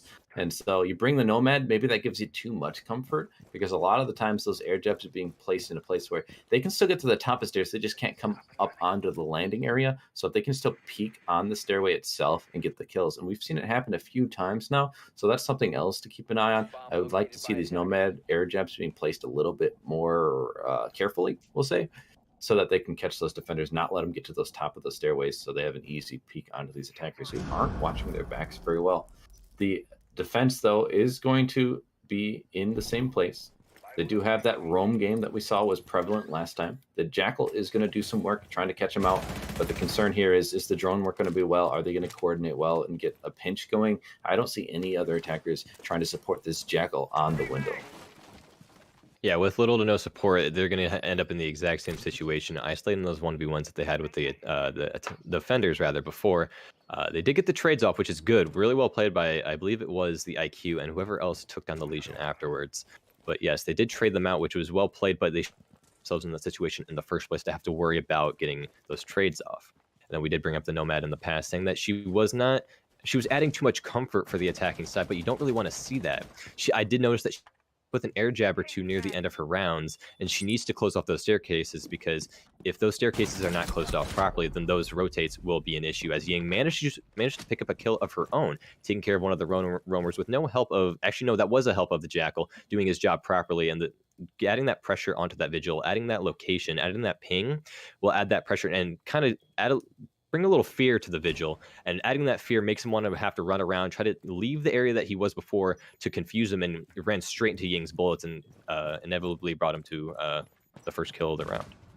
Yeah, and it looks like they're very focused on the Bandit clearing them out, but they are unaware, I think, that the Legion was over in that games area. But Big Chi is going to get a kill on the Legion, as I mentioned it, but the Bandit will refrag onto Zarin, and that's going to give them still one-man advantage for the attackers. And Animal did take a lot of damage, that Bandit, on a sliver of HP now. But Bing Bong's going to get Cal onto Raikai, and that's going to bring it back to an even man count, doing work, trying to bring this round back to their favor. Another kill coming out from Animal. That's on to Bon Bon. Now they have the man advantage on the defense, and only 30 seconds remains. These defenders starting to come in clutch near the dying moments of this round. The Ying still in play, trying to utilize it, but the ADS is going to catch it out. He does have G8 in hand. That diffuser is down, though, so they're going to have to find the kills if they want to win this round. The attack gonna get a kill onto Bing Bong. That's Big Chi. They do need to find two more, though. Kojo getting Enham. It's all up to Big Chi, and he's not gonna do it. Animal getting his third kill for the round, and that's the second round for Arcadia. Their defense on this map already looking just as good, if not better, than what we saw on Coast. That was really interesting from Animal, because he was with a sliver of HP, maybe around like 10 HP, and he still managed to take out 3 of them. I'm pretty sure the first one did manage to bring him down to that 10 HP, but he did manage to continue on with 2 other kills. That first kill individual was very well played by the Ying. I entirely forgot, because I think it was the Bandit picking up those first 3 kills. Those first 3 kills were game changing, and there was not a lot of trading going off that we saw in the round previously. And with that in mind, taking site is much worse, because those roamers are still there. There's still people holding on site, waiting for you to enter, holding those angles, and you cannot worry about those. And those ADS is in play, which is typically why you think that they would bring the IQ, which they sadly 6-pick for this round, which they should be utilizing. And that's what I feel has been going on so far. These gadgets are not being used properly. The IQ has not been taking care of the gadgets on site. The Nomad, I feel, is not placing those air jabs in the right spot, because clearly those roamers are still being as effective as always. With that IQ off the table, not only just adds the issue of that gadget not being to their disposal, but they weren't using it in the first place anyway. So I guess bringing that soft breach, something that they're probably a little bit more comfortable using and probably a little bit more familiar with, I guess more power to them, because if that's what's going to fix their play, then go ahead, go for it. Yeah, sometimes we can see that comfort can outweigh the strategic reasoning you might have, but that's always a tricky game to play. Sometimes it can certainly bite you, missing out on some utility, but you really hit the nail on the head. They have been lacking the use of utility. We did see it last map. They brought a Buck, for instance, and then the Buck did not go below, try and help clear out some of the Bandit charges, and so they weren't able to breach into Penthouse on the Coastline map, and so we saw that bite them. Then they had no way of opening up the walls. They had to funnel, and they died going through doorways. Here, same thing. IQ's not going below, not doing any of that vertical play she could with her gadget. A lot of these floors are soft. she could go below and destroy a lot of the utility. You've mentioned it. Why are they not using the IQ's gadget properly? Well, I guess if you're not going to use it properly, maybe it's not such a bad thing to switch away. I don't know. That's the only saving grace I can say from switching away from it. But these roamers have been a nuisance, and I get a feeling that Pluto has been on this game, and he feels on his game watching where these attackers are going to push from, which is that master bedroom push. Actually, as you can tell, like on the right hand side, it seems like Big Chi actually took over the Nomad role and Bon took over the Ying role. So it seems like they're actually going to be switching up operators to see if we can actually find mid game who can actually play the roles better, which they should have probably been doing previously before they went into the competition. And taking off that IQ, I feel like that's what they should have done with the IQ. And oh, Bandit almost gets caught off guard right there, and that flick beautifully got centered right back onto the Jackal. Sadly does get taken down anyway by the Zofia. As I mentioned before, the switch onto Zofia may not have been the best decision, but it looks like he's actually proving me wrong right now in picking up the first frag. There's currently one frag in the favor of the attackers, and that's exactly what they want to see, because even if they were evened out with a 5v5, it's still in the favor of the defenders, because they have to just hold sight as the attackers have to come to them, and that's really the advantage that the defenders have. It seems like a waste of the Ying. No one's playing 90. They just sent a drone over there. So why do that? But you know what? Whatever. If it makes you feel more comfortable, then you do it. They did find out that Valcam on the red stairs, but there's going to be a trade. Bon and Mutt Grinds killing each other. That's still going to leave the attackers with that man advantage, but the Ying is off the board. Candela was used in 90, which is a waste. So they don't even get to use any of those Candelas. It was kind of any op would have been brought. They probably would have wasted utility, so I guess it's not the end of the world. In this case, they do have the wall of the vault area opened up. That's Rye over there on the ace. And so they're starting to get some work done here, but the time is ticking down. They're getting down to 30 seconds almost. Rye going to jump into that vault area. He's going to have nice lines of sight over into the other bomb site, but he's just going to run into the other bomb site and start planting here in aviation. These defenders don't seem to know what's going on. A nice ring around the rosy coming out, and Bing Bong going to get killed on Zarin. But the plant does go down. It's even man count, 3v3. Now these defenders are going to be on the attack trying to push, but they're going to get caught out. That's one kill. Big Chi getting Bing Bong. It's up to Pluto and Kojo, and Kojo getting a kill onto Big Chi, bringing it back to a 2v2, but they need to get this defused down, and they don't have a lot of time to do it. Pluto near the top of red, trying to find out where these attackers are playing. Nam trying to play over here in the study area. Both of them in the classical hallway. Kojo's going to push up on the study. Does he know that the attacker is right here? And he does, but he doesn't get the kill. It's a nice flick from Nam. He's going to get the kill. And now Pluto on his lonesome going to engage, but get taken out from the prone Rye. And that is a nice win coming out from the attackers, bringing it back to a 2-2 even round count. Yeah, that was definitely very interesting. You have to give the props to the attacking side, because they managed to find that weakness in their play, and then they took advantage of it as soon as they did. And went out clear. There's elsewhere one other person on site right now, and that's all we have to worry about. As long as we can isolate this plant and give you that support and make as much noise as possible so they are not aware of the plant going down, we can actually successfully take this site. And like you mentioned in your little string of lines there, that the attackers turn to the defenders and the defenders turn to attackers, and that is not what you want at all as the defenders. And then, like I mentioned before, with that man advantage, the defending side already has the advantage, even if it wasn't a 5v5 situation. And with the attackers having that man advantage, being the defending side at that point, with all the ACOGs and everything, that is nowhere where you want to be, especially as a defender. And that is exactly where they inevitably put themselves in. We're going to see them go back to that bomb site. This time they're bringing a Cav, and they're bringing in Ella. We saw them bring the Ella last map. Those Guma, or no, what are they called? Excuse me, I'm trying to remember the Ella. Prisma. That was it. Okay, getting my names mixed up. But they're gonna bring her. She has a shield in hand, so I think there's more reason to bring her now, with the shields being even more useful, with the meta changing and less ops having those shields. So I think there's more justification for that. But what do you make of that Cav pick? It's not something you normally see in comp. It seems like it's a hit or a miss, but most of the time it's a miss. Well, Cav and Ella are two, very smaller operators, being a 3-speed. Both bring that beautiful shotgun that a lot of people use either as jokingly and very seriously as well, because they are both very effective weapons. You don't see the shotgun coming from the Ella, but we haven't been answered yet. I just been answered that it is now an SMG. I thought that they would bring some sort of shotgun, and that Cav holding downstairs could be huge, because like I mentioned before in the past, the Nomad has not been super effective, but now since it is on Big Chi, they did win the round since. So hopefully they can the air jabs do get placed down properly this time, as well as they did last round, I believe, and see if they can actually take care of this Cav properly. Because if this Cav can actually catch them off guard, catch that one singular guy off guard, because there has been a lot of solo pushes, as you noticed, from the attacking side. So if that solo push gets isolated by the Cav, that could mean probably the round for the attacking side. Yeah, so that's going to be something to watch out for. The Cav, really good in those 1v1 situations, could get the interrogation down.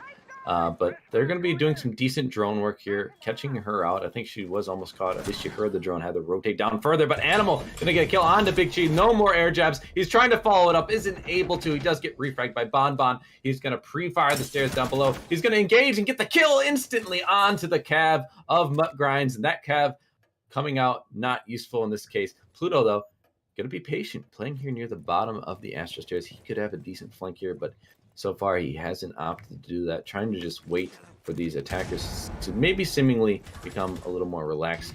That's Nam going to get killed on the Bing Bong, though, and they're following it up pretty quickly. 4-2 now for them. There is going to be a kill, though, and Pluto getting that kill onto Nam. Now it's a 3v2. They know at the top of red there's one, but he can't even get the kill. That's Pluto taking out Zarin.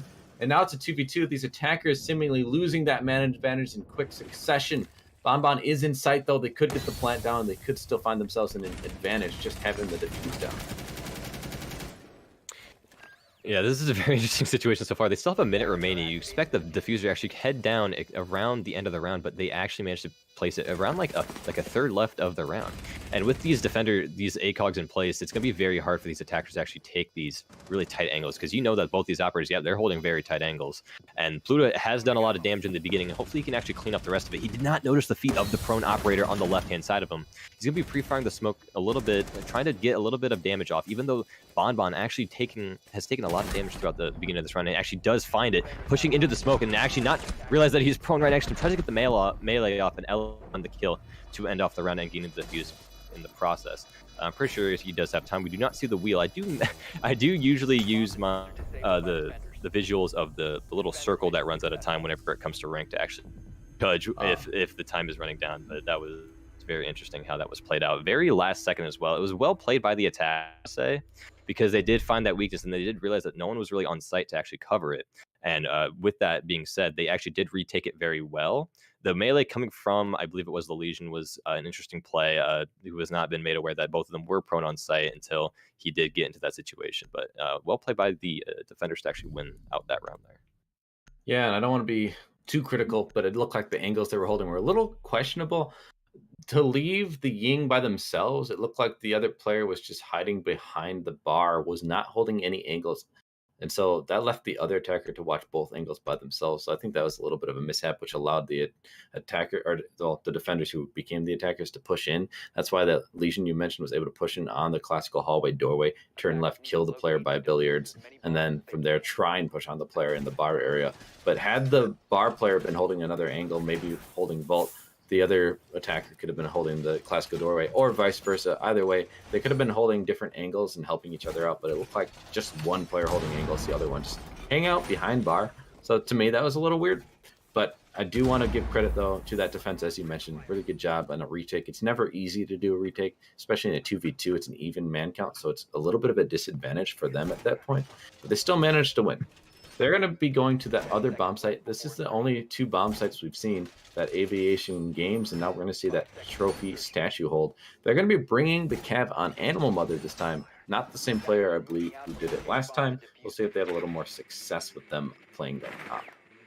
I did want to bring up the Cav play before, because she tried to push up the stairs of where the bullets were coming before and tried to get, I believe, a headshot off, because he was isolated. The Ying was isolated before, and I can understand why Cav wanted to push that situation, but I feel like if she played a little bit more safe and continued to play on that basement staircase that was below Astro Stairs, then she actually probably could have gotten a kill off him, because that is catching her off guard and allowing the down to actually go through and probably getting an interrogation in the process. And that could have won them the round, because that would equal more frags and more kills for the defending side, and that could equal a much more of a man advantage. So what's his name? Pluto wouldn't have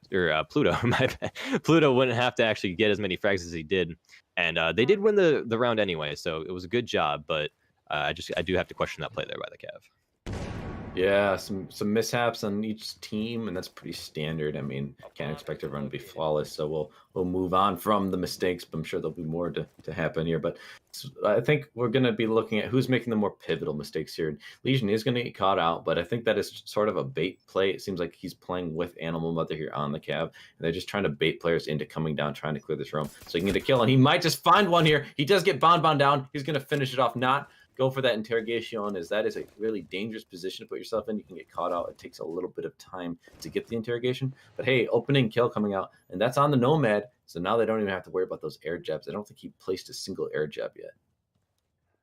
Yeah, that's one of the things about being a Cav player is that it's so stressful and it's so painful to actually have to finish off that kill. And like looking back at a VOD, then you can actually realize that you could have taken that interrogation. And like you just saw right there, she probably could have taken that interrogation with no punishment whatsoever. And it's gonna hurt Animal later on when he reviews this VOD. And we are actually gonna be able to pick up another pick from Kojo onto Zern right there. And then the diffuser actually does go down by, I believe, the Rook right there. That's going to be very annoying because the Ying actually needs to push to the opposite side of the map to actually help out the Zofia to go take care of that diffuser. And he continues to run as the Ying was playing very aggressive on the Cav. I'm going to question that play right there, but inevitably another kill in the favor of the attackers. Yeah, a lot of frags back and forth there. The Cav was figured out, so that makes them a little bit more relaxed, I'm sure, on the attack. Now I'm going to watch out for that Cav, but they still are in a man disadvantage. Only 30 seconds remaining. Big Chi, though, has popped off in the past, and Nam has 6 kills. Their 2 top fraggers, arguably, are here on the board, so they could make something happen here. 2v3. Diffuser is down in that bathroom, though. You mentioned that before. So 20 seconds. They're pretty much just going to have to go for the frags here.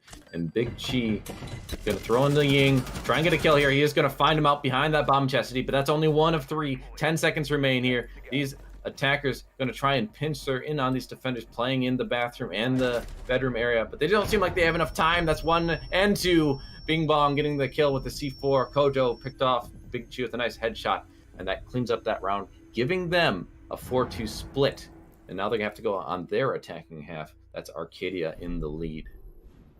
I don't like that play. I don't like that play at all by the Zofia there, because aiming at that camera or shooting the camera should have been the priority there, because that is inevitably what got her killed. I mean, yes, there was an audio call when it came to the doorway, and the pulse probably would have gotten the Nexus off anyway, but that is a lot of intel going off right there. Just that's like half a second for you to just aim right there, shoot, and go right back to the angle. And at the speed that she was peeking at the angle anyway, it wouldn't have mattered. She should have just taken the intel down, and that should have been her first priority. Intel is like a priority in any sort of situation, and that inevitably wins people gunfights. It's that intel and those teammates giving off those callouts. I want to go back to that Cav play. The Cav was not successful, and although there is a side switch, I'm going to guess that they probably weren't going to bring a Cav again. Like I said before, that interrogation probably would have done a lot more for them. But again, they did win the round as the defenders. And those comebacks and those like little last-second 2v2 situations, they've been doing really, really well as defenders. And now that they have switched sides, and hopefully I can see the exact same play when it comes to the attacking side. Yeah, we'd like to see it, right? But we never know what they're going to be bringing out. Some things I do like to highlight that I like to see. I do like the Maverick pick. You get to bring extra set of nades, and then they're not going to bring the... So, I mean, if you're not going to bring the sledge, that's always a good offer to bring in replacement of that. It also allows them to get the walls open up pretty much guaranteed. And then on top of it, you're allowed to bring the Ashe and the Zofia now, and that'll allow you to get that soft destruction once you've made the wall soft by using the Maverick trick. The other thing, though, they're bringing the Hibana on top of it, so they're not relying on just one hard breacher. I've seen that prove to be fatal in some instances on this map, where you need to get a wall open, but your hard breach is already dead early in the round. So I like to see that they are giving themselves a few more options there in case something did happen like that. Now on the defensive half, they're bringing in the Wamai and the Jaeger. I always like to see that combination as well. But something that I don't think the other defense brought was the smoke, and I think that's really pivotal in denying that plant. Oh yeah, definitely. And you talk about your Jaeger Wamai duo, but my duo is the smoke mute combo. Although the gadgets have no correlation whatsoever, I'm talking about that SAS shotgun. That is, I talk that up a lot whenever it comes to me and Inferno. But I love the SAS shotgun. You got to bring that SAS shotgun when it comes to any site. The SAS operators, the defending operators, are pretty much staple to any sort of map and any sort of play in general. Every round, you got to bring that British operator, especially smoke, denying that area denial, the entry denial, and plant denial. He's full package, you know. And you got to bring that Jaeger and Wamai combo. You know, like, you got to deny both grenades. With the Jaeger nerf that they did bring onto the table earlier, you got to bring that into the game, as the Maverick does take down the Jaeger. That is a nice trade right there, but the frag and the weight that Maverick pick brought to the defending side is much, much greater than that Jaeger pick. And they actually got to be careful with that. And they need to figure out a better way to go about it with just the Hibana being able to take down those walls. And they do not have any sort of Thatcher. I'm guaranteed he was banned. I was entirely forgot if he was banned or not. But with that Thatcher off the board, they actually need to worry about those electrified walls. Ooh, a nice shot coming out from Mutt Grinds. You mentioned Maverick off the board, so they're going to have to rely on that Hibana. What can she do? Her gadget isn't the best for opening up ways to get into sight, so that could very limit their push. But now they have that man advantage at least, so they have that going for them. Rai, though, being a nuisance on this realm, they did Jackal track him, but that's already done and dusted. That has happened well in the past. They aren't aware of his position, it seems, and they're going to have to be very careful of a flank. They don't have much control looking into sight yet, so these attackers still not in the right positions to get an execution down. They only have 45 seconds remaining. Rai at the top of red stairs here is going to be peeking towards that Jackal. Can they see each other? He does see him. He shoots his own drone, unfortunately, but he does know someone was playing there, it seems. So Rai is going to rotate back towards the main stairs. The smoke doing his job, using those cannons to slow down this push, but he might run out of cannons just before the time is fully elapsed. So they might still be able to have about 15 seconds here where they could push in. Bing Bong on that Hibana, trying to get in, trying to find out where that smoke's playing. They're going to let Kojo push in. Pluto going to get a kill on Big Chi, but Zarin is going to get the refrag. He's going to be found out, though, behind that bar. It's going to be a refrag from Rai, but he's going to get taken out by Pluto, and that's going to clean up the round. Arcadia getting their first attacking round in their favor, putting them up even further at, I believe, a 5-2 round differential now. That was a really interesting play there. That Ash's awareness and the ability to actually take that communication that the teammates are giving them, or giving him rather, and just turning it into an instant gunfight. He went straight from killing the man behind bar to instantly aiming right back at top red stairs doorway, or what was it called? Aviator doorway. That was really well played there. The awareness and actual continuation of the gunfights that the Ashes bring to the table just shows that Pluto should be playing that role as a fragger, and he's been playing it very well so far. To bring that Maverick and Hibana combo, you obviously you bring it so if one dies, you can still use the other one to take care of the wall. And inevitably, they did bring it down to the situation to where Hibana was still alive, but they didn't have the Maverick to take care of the wall gadgets, and they clearly still don't have the Thatcher. I'm saying that you got to bring that IQ to go vertical. That vertical play is inevitable on this map, and you got to bring that IQ to take care of those electrics from below, because Maverick, like you saw before, will most likely not be alive to actually get there, because the way that they're playing their roams and the way that they're trying to clear out those roams have not been the best, and the gunfights that are going out, they actually need to take that into consideration, that they should not be pushing directly onto the site and actually going below and taking it from a different angle. And interesting to point out, they might be doing this closet play with the shield there with the smoke, might be playing in closet, but they don't have the Wamai, so the attackers could burn it out and get the kill here onto the smoke, depending on how they play it. But that is still a lot to ask, and a lot of utility could be wasted. But Big Cheese Edge going to rotate out of there. So all they're putting down is 2 frost mats on that window. We see that oftentimes because they might look down and shoot one, but the chance of you getting both those frost mats not very high. So if you do try and jump in on them, probably will get caught out. We'll see if the attackers opt for that. We have seen a lot of study pushes rather than the bedroom push, but with the Maverick on the board, you'd think that they'd probably try and get that wall open in the bedroom. I'm not quite sure. What do you think the push is going to be here? Well, judging by where all the outlines are right now, it seems to be more of an opposite side push right now. They're going to be basing their push around the study side, and I think they're going to make their way over there and try to clear out and flush out those roamers, because they did not bring a nomad, so they have to deal with it with the Jackal themselves. Pluto is probably going to be their entry frag to actually take care of those roamers while they can. And if they cannot take care of those roamers while they can, then, like I said before, those hard breachers should be staying behind, and hopefully they do not lose that Maverick early on as they did last round. And you can see right now that the Kaid is off-site. Kind of an interesting play, because you typically see the Kaid sitting on site, because clearly they're not tricking whatsoever. The long-range fight does go on, and a little bit of damage does get dealt to the Kaid right there. Not looking too good, but a little bit of a shoulder shot goes onto Pluto, dealing nearly the same amount of damage. So it's a pretty even matchup so far. Nothing really significant has been done, or any sort of changes that would bring it to either side. So it's minute 40 so far. Not really much has been done for the attacking side, besides much more damage onto Pluto. and a little bit more damage onto the Jaeger, and that is not going to look too good. They have been made aware of the 90 hold from the Kaid, and have been pinging. The intel is going out right now, and that communication needs to continue. If that Kaid does not take care of that drone like he did just there, he may or may not win or lose this gunfight to this long angle right there. And with the ACOG in hand, he's not going to win against the Maverick. Yeah, Animal gonna get the kill on to Nam. Interesting to see the Kaid couldn't or didn't bring the 1.5 when it is available on the AUG that he was using. Bonbon also going to be down, so that's essentially a 5v3 right now, unless they help him up quickly.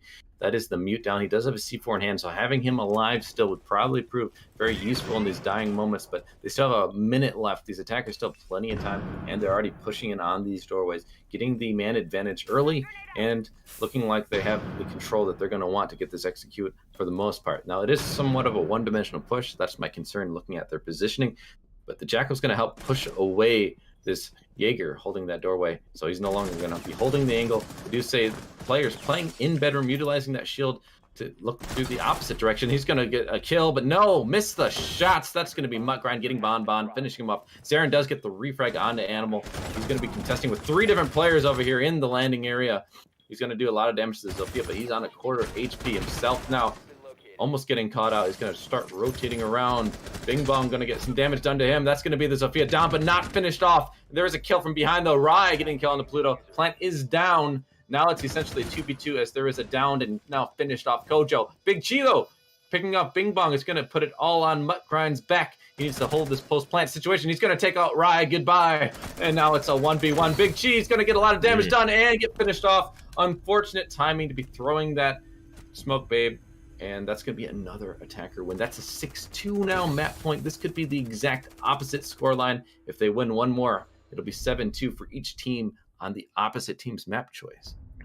I'm going to nitpick a little bit on the defender play right there, because when they take that opposite side push, majority of the operators, when it came to the attacking side, were on the opposite side of the map. I don't know if they've been made quite aware of how many there were, but considering that all the gunshots and all the gunfights and all the callouts are coming from the study side, they need to take advantage of the fact that they still have that room master, and they can sit behind that shield as long as they want to. As long as they just waste that time and do not peek, then they can actually take that site, or actually rather hold that site for a very long time, and it will work out in their favor. But it didn't really work out so far, because I think the smoke did hold back and start rotating around bathroom instead of holding that statue doorway that it leads into 90. If he did not hold that doorway correctly, then if he did hold that doorway correctly, then that plant would not have went off, and there would have been no issue with that round at all. It did get brought down to a 1v2 situation, which wasn't really that big of an issue for the defenders. But then what you did see there is that the angles were not really held correctly. There's not a lot of intel going out when it came to the Frost. Because the Frost, when she did peek it, she should have said he is directly to the left. And the Smoke's decision to throw the smoke canister before actually peeking it directly, because he did have a shotgun in hand, he most definitely would have won that fight if he actually only hit one shot at that type of range. If he would have hugged the wall a little bit more, got a little closer, then he probably would have won that gunfight. But he decided to throw the smoke canister instead, which is what I wanted to nitpick mainly, because that time that he takes to throw out detonate is nothing compared to just the Jackal running around the corner and then instantly pre-firing him, which he would, even if he was still sitting behind that corner, he would have swung anyway. So that play was not the best coming from the smoke. Yeah, I agree. I felt like he could have played it better, and just in general, if you're gonna throw the smoke babe, why are you playing in such like an open position? Like they can wide swing in, you're just gonna be standing right in the middle. They weren't even holding a tight angle. Could have tried to flush him out as well, but instead they kind of pushed up a little too far, I felt, if they were gonna go with that play, which is arguable if it's even the right play. But in this case, they're gonna go back to that Aviation Games defense. They haven't won a single defense so far. 2 in a row they've lost. Now they're on map point. This will go to this will go to that third map, the decider map of Cafe after this, if they lose this round or any other round until the overtime would be met, which is 4 more rounds here. So they have to find 4 more to even bring this to overtime. It's a lot to ask. They haven't found a single round yet. I'm a little concerned. We're going to see, though, that the Vigil is playing in sight, it looks like. Or, oh, never mind. I think I have the wrong bomb site. That's my bad. They're actually going to be going to the same bomb site of Trophy and Statue. Now, nice kill coming up from Rai, though. He's going to get Animal early on. That's someone who's been really effective for the attackers. Another kill coming up, but that's on the attacking side. Kojo getting a kill, but a refrag going to be found possibly, but no, just a down. There's a lot of back and forth happens, and the attackers coming out on top. Now they still have 4 men as one was helped back up. It's a 4v2 essentially, not even halfway through the round. Yeah, it definitely was an interesting situation, especially for the defenders, considering that they already lost 3 people and they still have a minute remaining. It's a 2v4 situation right now, and they've set up 3 people on the study side area, and I can understand what doing that. I can entirely understand, like, putting a little bit more defense over there so they do not get too far and not too close to the site, but the fact that they put 3 over there and they lost that many gunfights, the communication clearly wasn't there.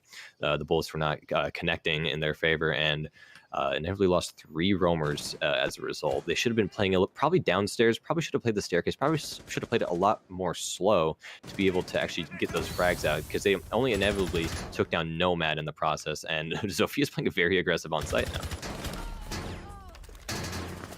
Well, that's 1 kill coming out. Big Chi getting it with the SMG-11 in hand.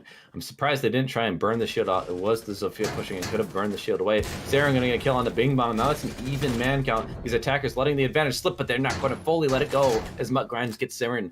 Now it's down to Big Chi, all with the SMG-11 in hand. Plant is going down. He's going to rotate. It's going to give him time to get the plant down. The other man did go to the rotation. He's going to be behind the desk, and he's going to get the kill. It's Mutt Grinds cleaning up the round, cleaning up the map. 7-2 in Arcadia's favor this time, mirroring the opposite of what we saw last time on Coast. Each team winning 7-2 on the opposite team's map, I have to point out. So neither team winning their map choice, interestingly enough, getting dominated, actually, on their own map choice. Now we're going to see that pick of Kafe coming out.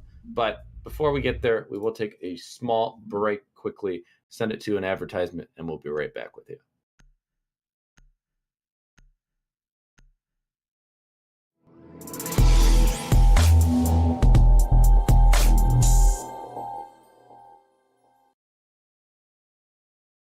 Hello, welcome back to NECC Esports. This is a Rainbow6 matchup here. I am joined with Kaaroh. I am WeAlKu, otherwise known as Wes.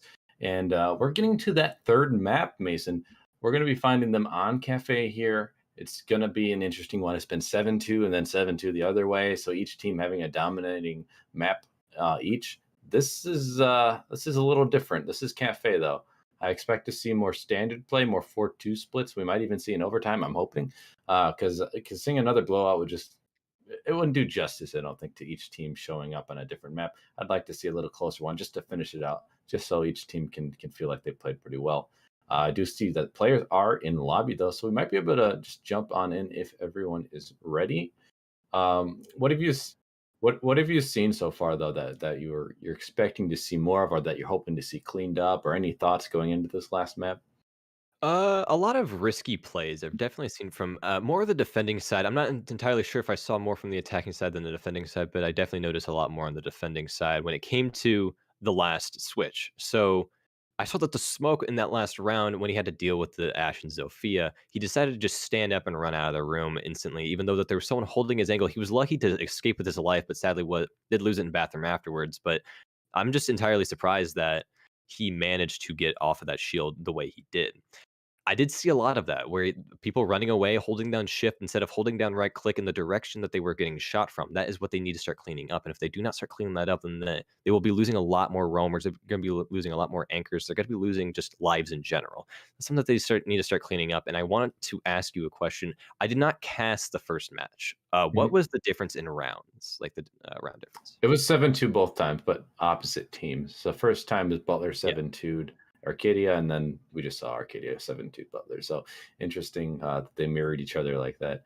I will point out another one that just to add on to your point, you mentioned they get caught out. We saw that Cav was running below. The IQ, I believe, jumps down, or was it the Ying? I can't remember. One of those two was the Ying. Okay, they had a lot of bullets in the chamber, and so they're able to just keep firing. I thought it was interesting because that's a long hallway, and you hear them, you can hear the drop down, so you know they're behind you. Like, why wouldn't you turn around then and just try and engage? Because you have to know that that's a long hallway. You're going to get caught out. That's exactly what I was talking about. And so it is interesting to see that happening. So I would like to see a little bit more, just like heads up, more heads up plays, I guess. Just not letting that kind of stuff happen. Production, how are we looking? Are we almost able to jump in here? Are we still waiting on a player to come back? While we wait for an answer right there, I actually want a bit about Kafe. I asked you about the map before Villa, and now I want to ask you about Kafe. I have my opinion on it. I will share it afterwards, but I want to know yours first. Sure. So Cafe, I actually love Cafe. The telling tale on this map from what I've seen is, okay, for one, if both teams have like a basic structure. So that means defense should be favored. They should be playing in the very normal styles that you normally see. So upstairs hold probably should be won by the defense. Basement hold, they need to have some roamers to help burn the time, and they have to be careful of that verticality, but it's very winnable. And then that third site is the one that's always the hardest, right? And I expect it to be reading. And so I just expect it to play out that way. That's why I mentioned before the 4-2 splits. So with that in mind, that would be what I would expect. Like that's my standard. Now, what's going to put one team on top for me is who can get the well-coordinated pushes. Attacking on Cafe is one of the hardest things to do. And we are ready to go in, so I'll let you, though, talk about your opinion quick as we jump in here. What do you think of Cafe? I think that whatever team can have that coordinated push, if one team can win on that top floor hold especially, I think that's going to be the telling difference. Cafe, being a very vertical map, you see a lot of roam. You see a lot of roam potential, and who started the beginning of the round? Who started attacking side last map? I think it was Arcadia. Arcadia was, okay. Or no, wait. No, Butler did. Sorry. I feel like it was Butler. Okay, I just want to double check there. Butler how they played, they didn't really take care of those roamers as efficiently as you would like to see. And this map definitely being heavy on the roamers, I want to see them they need to clean it up if they want to win this map, because this whole entire map is based around roaming. The vertical play when it comes to nitro cells, the vertical play when it comes to, I want to see I'd expect a buck. I was going to say, I wonder why there is not a buck ban right now, because they did do that when it came to, it was Villa. And I'm confused why they're not doing it here, because this map is much worse for that. They should have banned buck on this one if they're going to be banning that soft breach. So I do find that a little bit more interesting. The fact that the sledge is still effective, and the fact that they did bring buck means that Butler should be able to take care of site when it comes to kitchen. But what I do want to see is that nomad. If they do not bring that nomad, then that will be inevitable death for the entire game when it comes to Butler's attack. If they do not bring that, then I don't know what to really tell them. When it came to the beforehand, hopefully, what's his name? I entirely forgot what his username was. But Big Chi, he needs to play that role, because he did play that a lot more efficiently than who was. If he continues on this map, then that will probably be a lot better than what it was before. And the cap can ban still coming out from Arcadia, still target banning towards Raya, I believe. Interesting decision. I still am not a huge fan of it. I felt like they could have done a better choice in that. Mira is actually pretty strong on this map.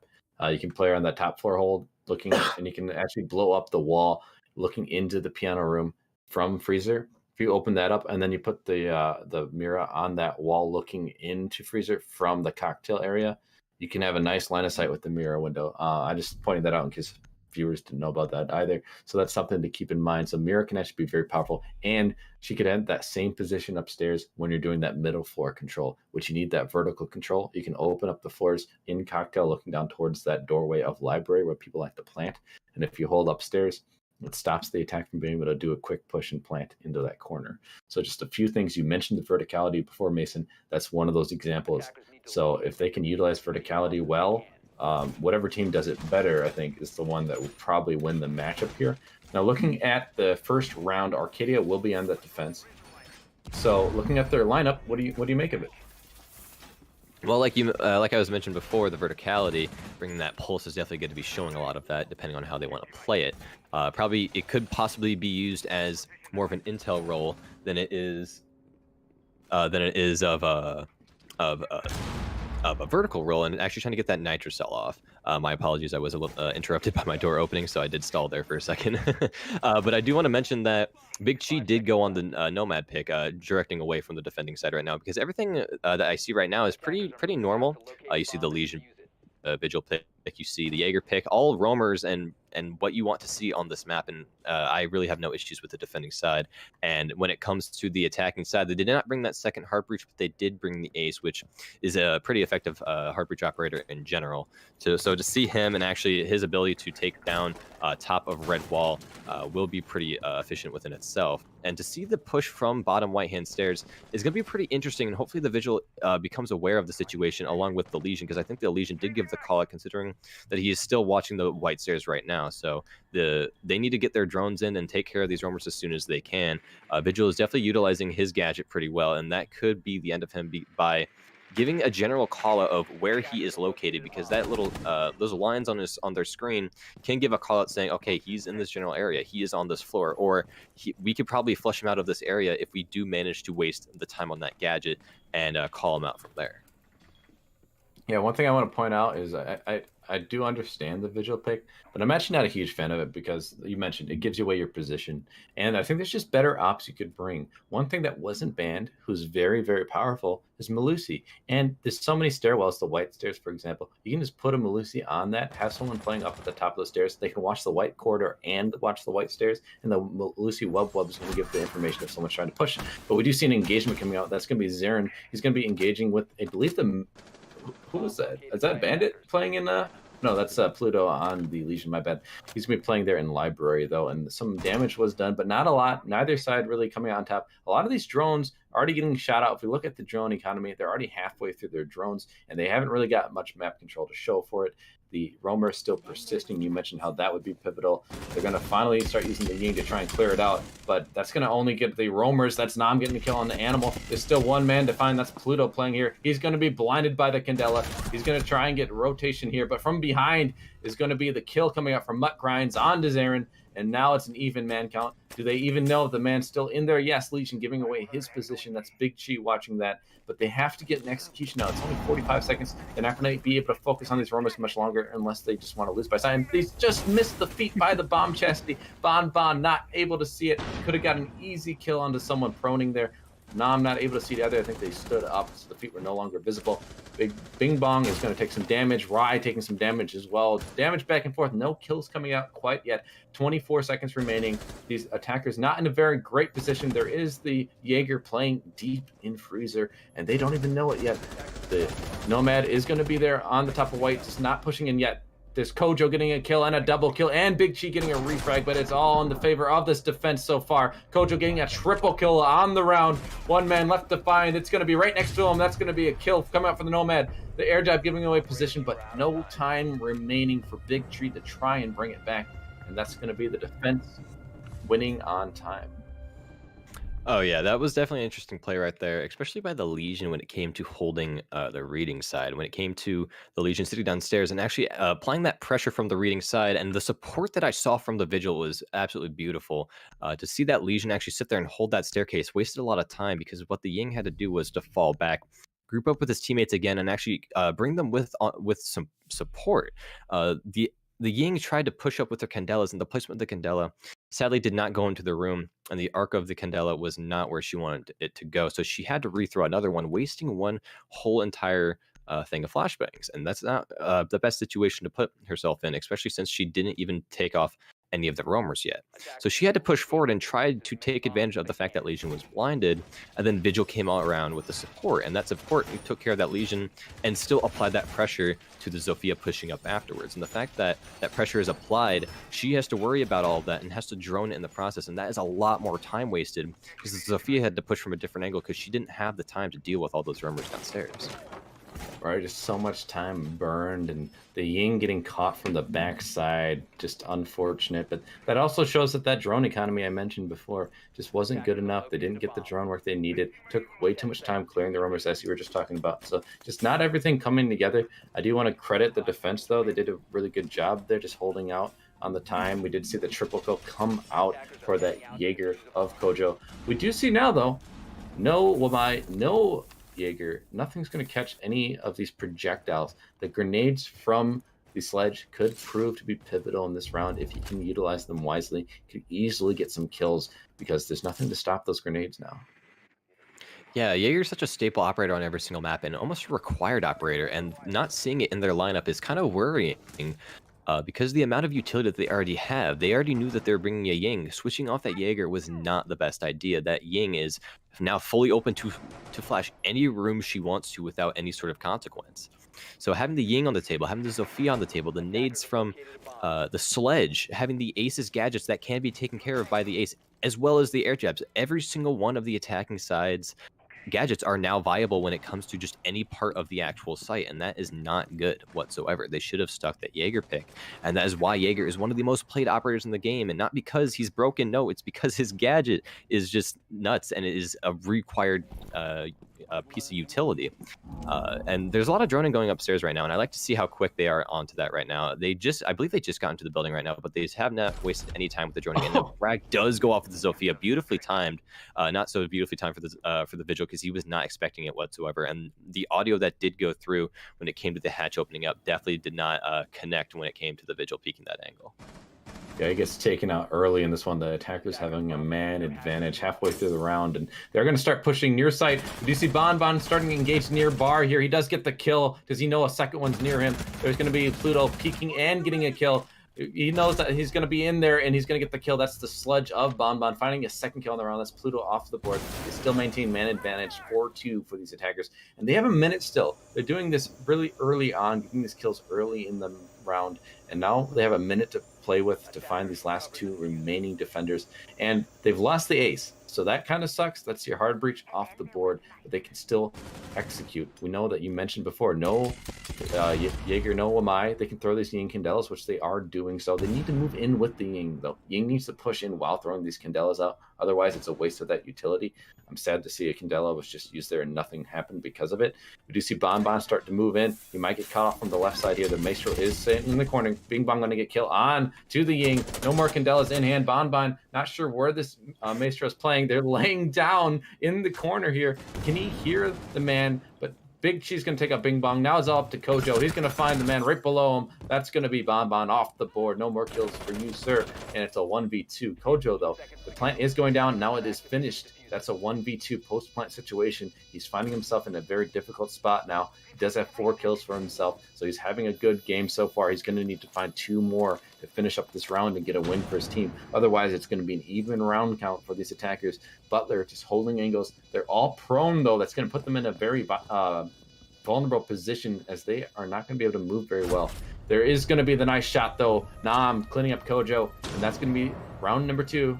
Coming into the attacker's favor. That's a 1-1 round count. It was pretty difficult to actually see the fact that they had a free round right there.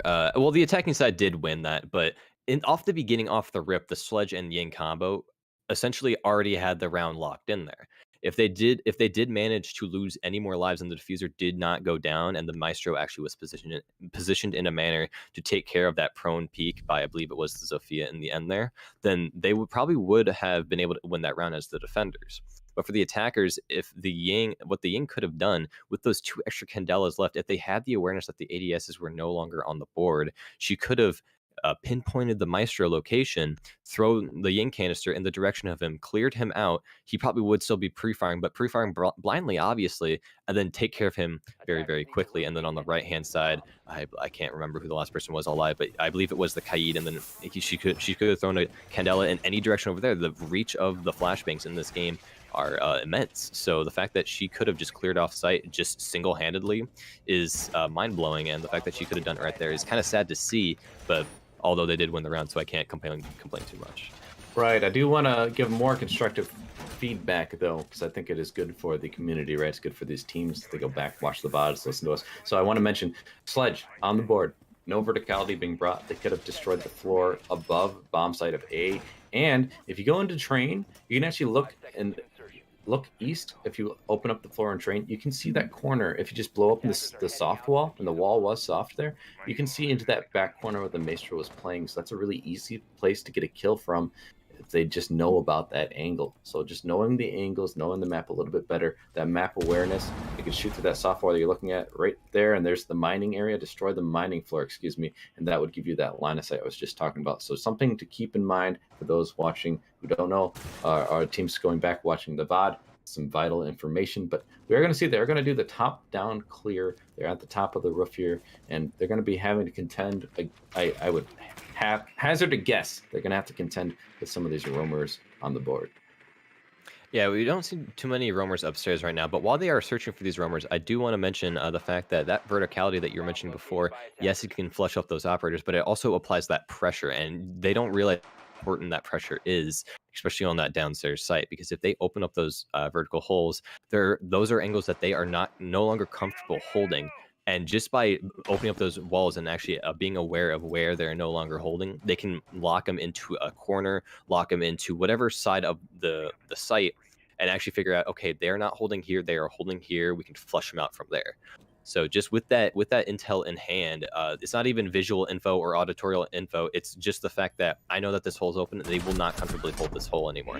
Yin gets taken down really early on and completely removing those candelas from the board. That's a beautiful pick from the Bandit. Most of the most impactful kills are coming from the defender's side. The only really impactful kill that they could really take from the defender's side is the Maestro. So the more and more attacking kills get placed on the board, the worse it's looking for the attacking side. So they got to be careful with these peaks and actually get that intel before they make any like super important decisions pushing angles. And with that being said, I want to mention how much I see the shift key being used from the attacking side. They need to calm it down and actually realize that they have enough time to actually peek these angles. We'll see. He was not in the right spot this time. If it was last round, that would have connected. That's very unfortunate to see. Big Chi, though, going to get killed on the Mutt grind, so they are going to get that refrag. That is the Jaeger off the board. He was playing outside. Possibly did his body just fall through the wall of freezer? I'm not quite sure. That was interesting. The door looked like it was barricaded. Maybe that's a client-side problem. Maybe the door was actually opened up. That does happen in this game sometimes. But interesting to see these two roamers are going to come down the brown stairs, the new stairs they're called. Rai getting a kill onto Bing Bong, and then he's going to get refragged. Kojo getting a kill onto Bon Bon. Pluto, though, going to get caught by an air jab, so these are going to give some information. There's two defenders off-site, though, so if these attackers know about it, they could push site, try and get an execute down. 15 seconds remaining. I'm just looking at the time. These attackers do need to get inside here. They're going to be able to go through prep. Nothing is slowing them down. These defenders not holding the right angles. We're going to see Big Chi getting this plant down. Rai Kai, and Nam. Nam going to get a kill in the Kojo, but they just have to watch the angles, wait for these defenders to try and get back. That is a post-plant situation for them. Some damage coming out to Pluto. He's going to get down, but no, never mind. That's going to be Animal killing Rai Kai, and now it's a 2v2 situation. Pluto trying to find that man in prep, but he's going to get caught out. That's Nam with the kill, but it's going to be a refrag from Animal. Now it's up to Big Chi versus Animal, and who's going to win out? It's going to be Big Chi getting the kill and getting the win for the attackers, giving them now the advantage of one round. This has been very close all the way through so far. Yeah, see, the issue I'm having with that push onto site is that they didn't realize that they really had it open until they pushed onto site themselves, and they realized that we need to get on site as soon as we can. And once that happened, they totally could have been shot down. They could have been gunned down in that little funnel doorway that they were running through, and they would have had no issue as the defenders when doing that. They did get on site, and they did get the plant down. Luckily enough, the Maestro was not watching it. And if he was watching, that definitely would have been the end of the round right there, because of the amount of damage and the amount of ammo that Maestro has to his disposal. And speaking of roaming, the Legion pushing behind, I thought he was a Melusi for a second, and just because of that, I want to start talking about Melusi as a roamer and why they're not bringing that Melusi, that interesting 6-pick back to the Sledge, even though he did pick Sledge in the beginning. I feel like he was trying to switch it off to someone else, but I guess he just didn't have time with the timer counting down. So that's very unfortunate to see that, not being able to see what he was going to choose as a result. But Melusi, the idea of Jaeger and why he's such an effective defender is that he used to be a 3-speed. He used to be a 3-speed. His gadgets, you just have to place down, don't have to worry about. He has barbed wire. You just have to place down the barbed wire. You don't have to worry about it. Once your gadgets are placed, you no longer have to be typically on site. You don't have to like mend or tend to these sites. So that being said, Melusi, she brings a Nitrocell. She's a 3-speed, a very small player model. You just have to place her main gadgets on staircases. They block off a lot. So the fact that she brings that auditorial call out just in 3 separate locations, she can roam beautifully, and not only just roam by herself and actually get that vertical nitro cell that she could possibly end up pulling off, but not only that, but she can also play off those Melusis from different angles and not specifically on site. That's how useful her gadgets are, and most likely the reason why you're seeing that nerf come out, that it's actually going to be coming up in the recent patch. Yeah, and there's some things I want to break down to add on to your point. One thing I would mention is Bandit. His charges on that wall of freezer can be shot from the roof. At least one of them for sure can be from the skylight. So bringing Bandit to try and deny the push through the freezer doesn't really work out very well. So the attackers here could utilize that weakness. And I think that's why you don't typically see Bandit being brought on this side upstairs. Yeah, he helps with the wall of the piano here at the top of the red stairs. But even then, that can be shot from below as well. So those bandit charges are just very vulnerable to so many different things. That's why you don't see them brought very much. And so you mentioned that C4 in hand could just be replaced by bringing Melusi instead. And if you're going to bring metal breaching denial, bring the Cade. You can place that claw in a place where it can't be shot from that skylight position. The other thing I want to bring into the conversation here, and just to add education, hopefully the teams do listen to us coming back, but Reaper EN, he's an old analyst for the old Rogue, the NA Rogue team. He makes videos. One of his videos is about Kafe, especially this cocktail defense. You can see just exactly what we're talking about with some of these defensive holds. And the roam game you brought up beautifully, maybe not covered, but that's just some other things to explore. Now there's going to be a kill though. Pluto getting a kill onto Big Chi, and that's going to open up the round. A second one for Pluto onto Rai. The C4 doesn't connect, but it doesn't matter. That's a double kill. And now they're in a man advantage of 2.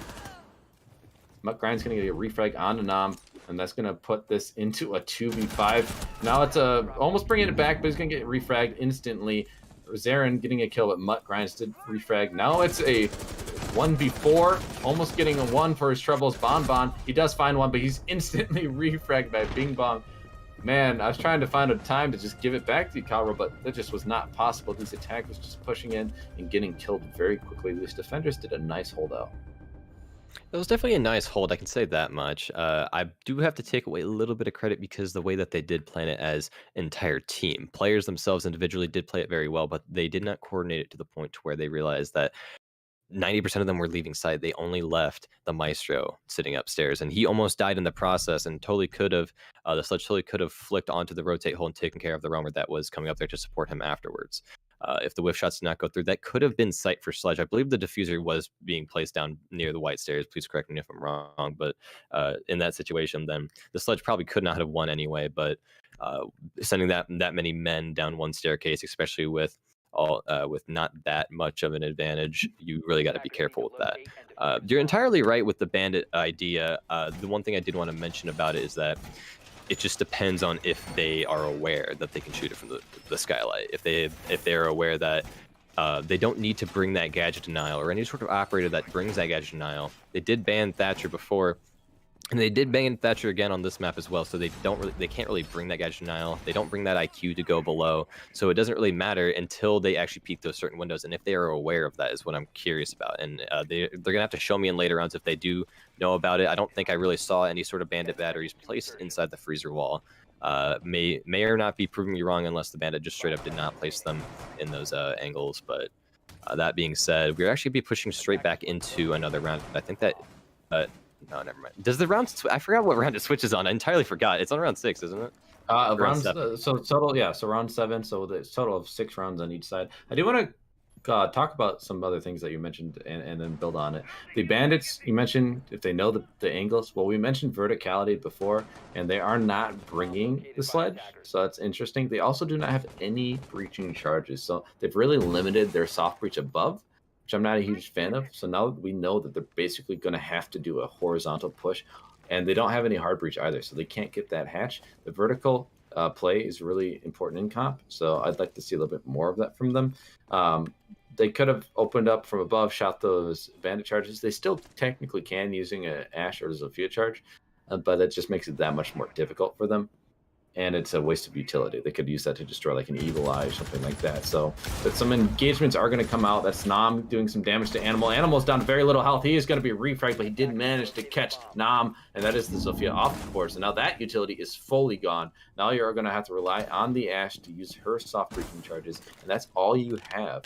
Now, there's still the ace, and he did open up a wall here. Pluto, though, going to get on to Zarin, and that's going to be the Ying off the board as well. Utility just falling by the wayside for these attackers. But Grind is going to get a kill. You're going to see Bon trying to push in, missing all the shots onto the Jaeger. That's Bing Bong getting that kill. Now Big Chi on his lonesome 1v4. We've seen situations like this before. It has not really worked out. Once the man advantage is in such a deficit, the chances of them winning, not very likely. He has to pick up this diffuser as well quickly. He does at least have some time to play with, but the chances of him winning this now are very, very slim. Yeah, and it seems like they'll... the engagement is going to come out. You just find one. Excuse me, Kaaroh, I'll let you talk now. I just want to make sure. Sorry, I think your mic cut out. I'm not entirely sure about that one. That's my apologies if I did cut you off. But I do want to mention how they must be listening into our stream or something like that, because they did bring the Malusi that time. I do really like to see that type of play. And as this closes out, it's actually going to be a 1v3 situation. Not going to be in the favor of Big Chi, but that pre-fire goes off and is beautifully played by Big Chi, taking off big bong plays. Sadly, he's going to be taken out in a really unfortunate manner, because that angle was pretty much inevitably won by him. But clearly she really showed that she was aware, and the intel actually did go through. The prone angle behind where the Maestro is, he did not get off the angle yet until just now, and sadly still lost the gunfight. Pluto did come in there to support him, and you probably could have lost that. Yeah, he is down right there, as you can see. So thank God Pluto was there to support that and could not make a continuation peak, but that was very unfortunate to see right there. I wanted to bring up that you mentioned something, and that entire situation kind of threw me off. So I kind of forgot what I was going to bring up, and I'm very, very upset with that. Oh, gosh. I'll bring it up when I can, but that round was kind of interestingly played. The angles being held and the ability to actually get off the cam by the Maestro there was interesting as well. The Blitz pick, speaking of interesting, is probably going to be 6-picked. I kind of want to see it go through, though. Oh, dang. No, okay, never mind. They're going to 6-pick it off. That got me excited a little bit there. At least they have Blackbeards. They have some sort of shield coming into play, so you can be happy about that, maybe. I'm just kidding. I hate Blackbeard. Blackbeard mains suck. We're going to see them 6-pick off of the Mira onto a Frost, so we got the Pog mats coming out. You might be able to catch some feetsies coming through windows. But I wanted to point out last time with the Malusi, I'm glad they brought it, but the way they played it wasn't the greatest. And I think it's just a lack of awareness maybe, or they just don't play him enough, you know? So I'm trying to give the benefit of the doubt. But the way they put it on that cabinet side, it's all line of sight for her gadget. So we saw that the Ashe wasn't in the line of sight until she literally was right next to it and she could just punch it. So it wasn't utilized in the greatest way it could be. You want to put it like in the middle of floor so it can get a full line of sight onto whoever's going to be pushing near it. Yeah, it's vulnerable for them to shoot like Ashe charges or something, but that also makes them waste that utility. And then also we've seen they haven't really been using that utility as often as you'd like to see. Those Evil Eyes, for example, were still on the board, both of them, and yet they had an Ashe and a Zofia. They didn't take care of any of the Evil Eyes. So just some things like that are just showing us that the utility could be played a little bit better on both sides, I would say. Looking at it, though, they are going to go to that third site that we haven't seen yet. They're going to be in Reading Fireplace. I thought the Mirror was a good pick, but they opted to go with the Frost instead. Do you have any thoughts on that? Mira is definitely an insane operator within herself. I have said this multiple times in many different streams, saying that she's the full package. She is every single operator in one when it comes to defending everything in an operator, at least. Her gadget is insane. She can block off an entire entryway just with one single gadget if played correctly. And the Nitrocell obviously is one of the most picked gadgets in the game. She brings on a secondary shotgun, opens up those rotates, absolutely insane. And the fact that she has a 3 armor with that vector to her disposal is just insane within itself. So to see her switch off that pick to go for the Frost, which I can understand why she's 6-picked to the Frost, to actually catch them off guard and make sure that they don't entirely know that they're going to bring the Frost and not have that time to actually set up for it, even though it's just, hey, there's a Frost mat in front of you, shoot it. But that's entirely different when it comes to the Mira saying, hey, there's a Mira window in front of you. Try to take the Mira off the window. Try to use some sort of hard breach to take her off that window. It's much more complicated trying to take down a Mira than it is to counter something like a Frost. I want to say that Pluto, being the fragger of the match, being taken down really, really early onto the round, with still a minute 40 remaining. That would be a trade for the Bonbon. For Bonbon. I wanted to say, I remember what I was going to say in the past, Bonbon being taken down with Pledge utility, but no longer at this point. It seems like since they're not using that vertical play, it just shows me the lack of knowledge how much potential it has for this team. The fact that they have not been made aware of the fact that they could be using so much more space. They could be taking care of some space with that vertical play. Just shows me that they're just more comfortable taking the horizontal plays, or they just don't have that understanding in general.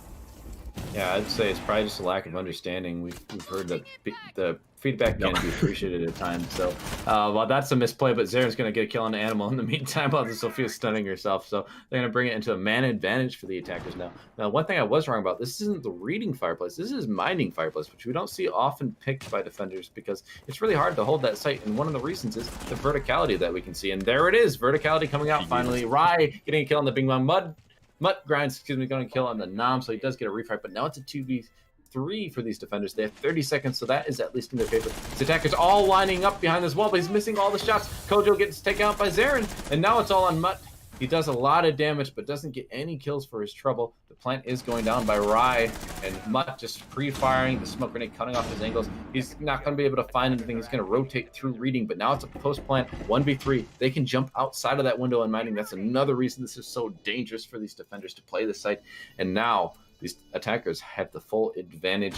There's going to be a man outside the window, as I'd mentioned, so that's going to be a lot for Mutt Grind to deal with. He's going to have to first take the engagement here with the man in that hallway leading to red stairs, and he got blinded by the Ying, so more time being burned. It's a 7-second diffuse time for him as well. Doesn't matter. Zaren's just going to clean it up. That's going to be a 3-3 split here on Kafe, and then we're going to swap sides. Now Butler will be able to show us what they can do with their defense, and on the other side, Arcadia, what can they do on attack? Are they going to see more play of that verticality we've been harping on?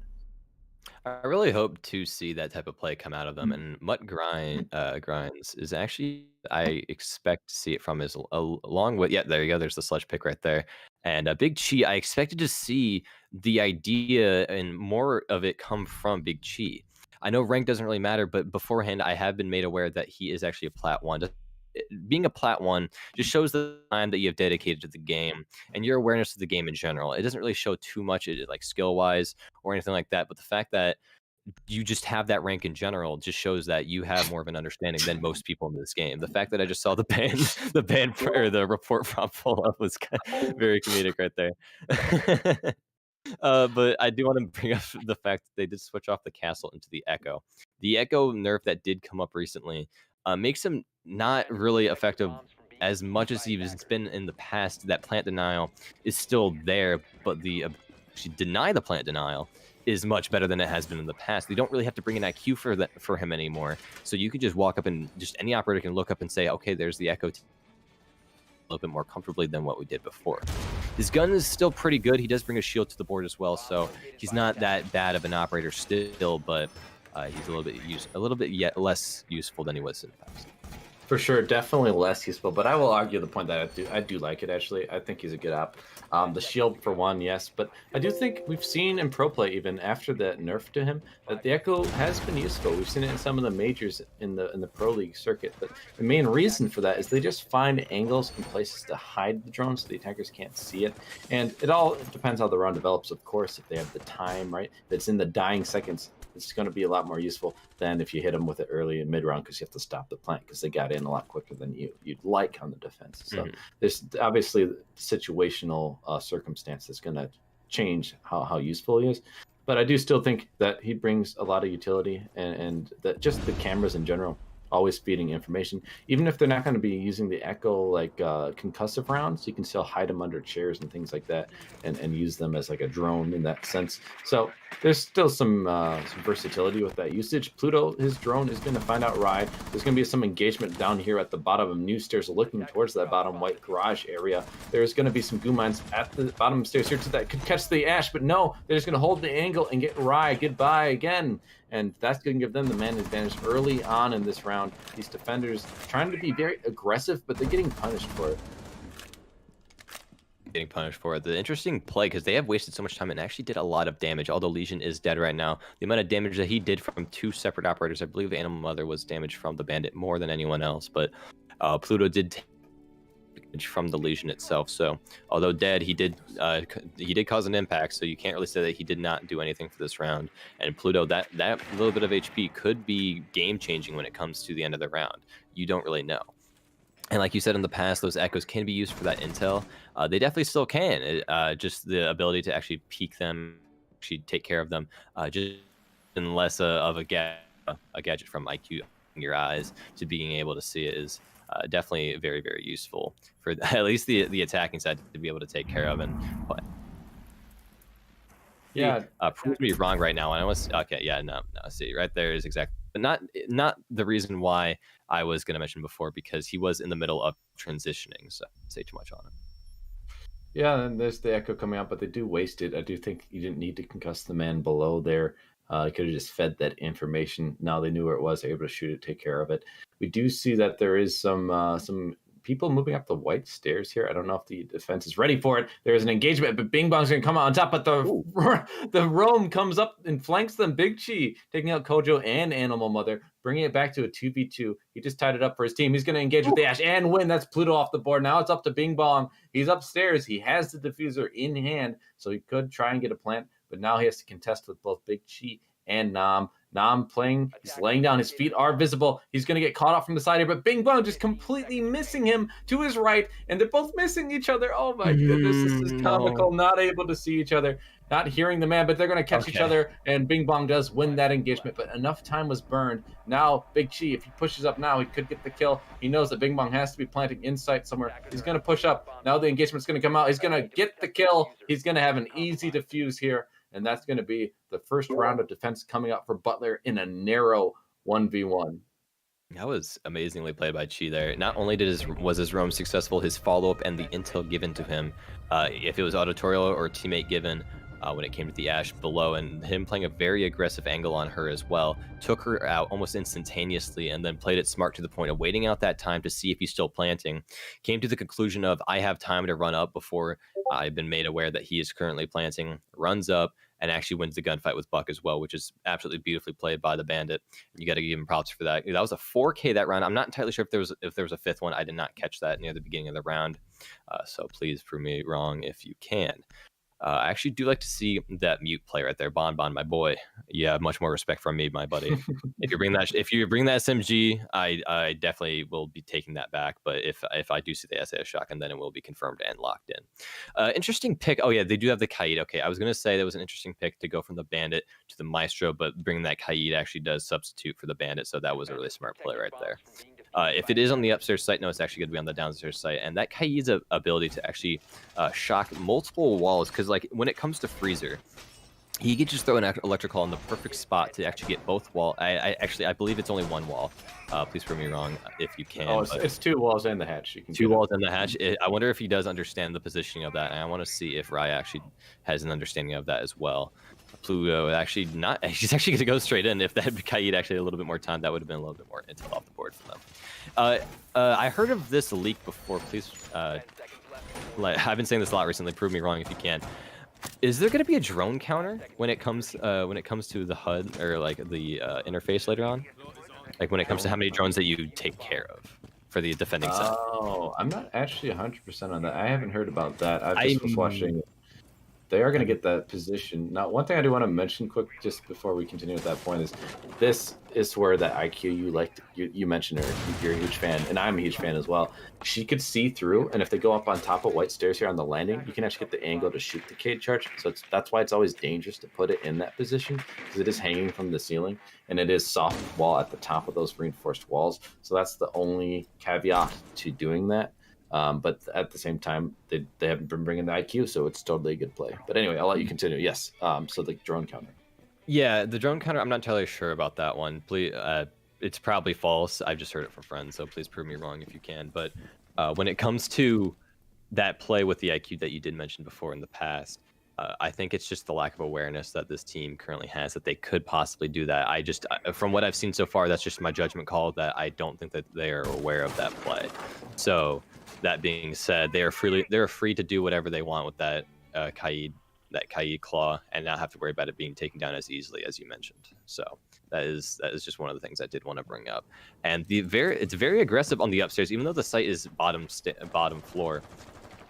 Okay, there goes Legion. I was gonna mention the aggression from the defending side, and it really shows the aggression right there, because the sledge took him down almost instantaneously. And even more aggression from Bon. You're throwing the nitrocell up, and you're making yourself very, very vulnerable to that gunfire that you just saw come from already. You cannot peek that with the nitrocell. That was not the best play for Bon right there. I was hoping to see that mute play a little bit more closer to sight.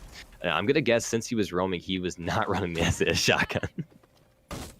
You see Jaeger on the stairs creeping here. He could find these attackers. There's 3 of them here to be found if he just wants to flank right now. I don't think they have any air jabs. They do not have that op on the board, so they could very well get caught unaware unless they have a flank drone watching for this. But he can find himself in a good position, getting some really pivotal kills for his team. They're down 2 men right now. If he could just get 2 kills, he could easily turn this round on its head. Now, they are getting work done, opening up the hatch, and they did get it open, but that's going to be the man down. Bing Bong off the board, and a second one going to follow up, dropping the hatch by itself. This is why you don't do it. There is a drop, but he doesn't hear the sound cue. There is 1 man left in freezer behind him. He's going to have to be careful, but he gets caught out, and that's going to be the Maestro down and dusted, and now it's up to Nam by himself. Rye was taken out by Animal as well, so things are not looking good. 1v3 situation. The hot drop from the hatch paired with the push in from here over by the bar doorway did prove to be enough for these attackers. And now it's up to a 1v3. It's a 1v2. Now Nam gets 1, but he's going to get taken out. Animal jumping out through the rotate. Nice black ice on the AK, and he gets the kill. That's going to bring it back to an even round count.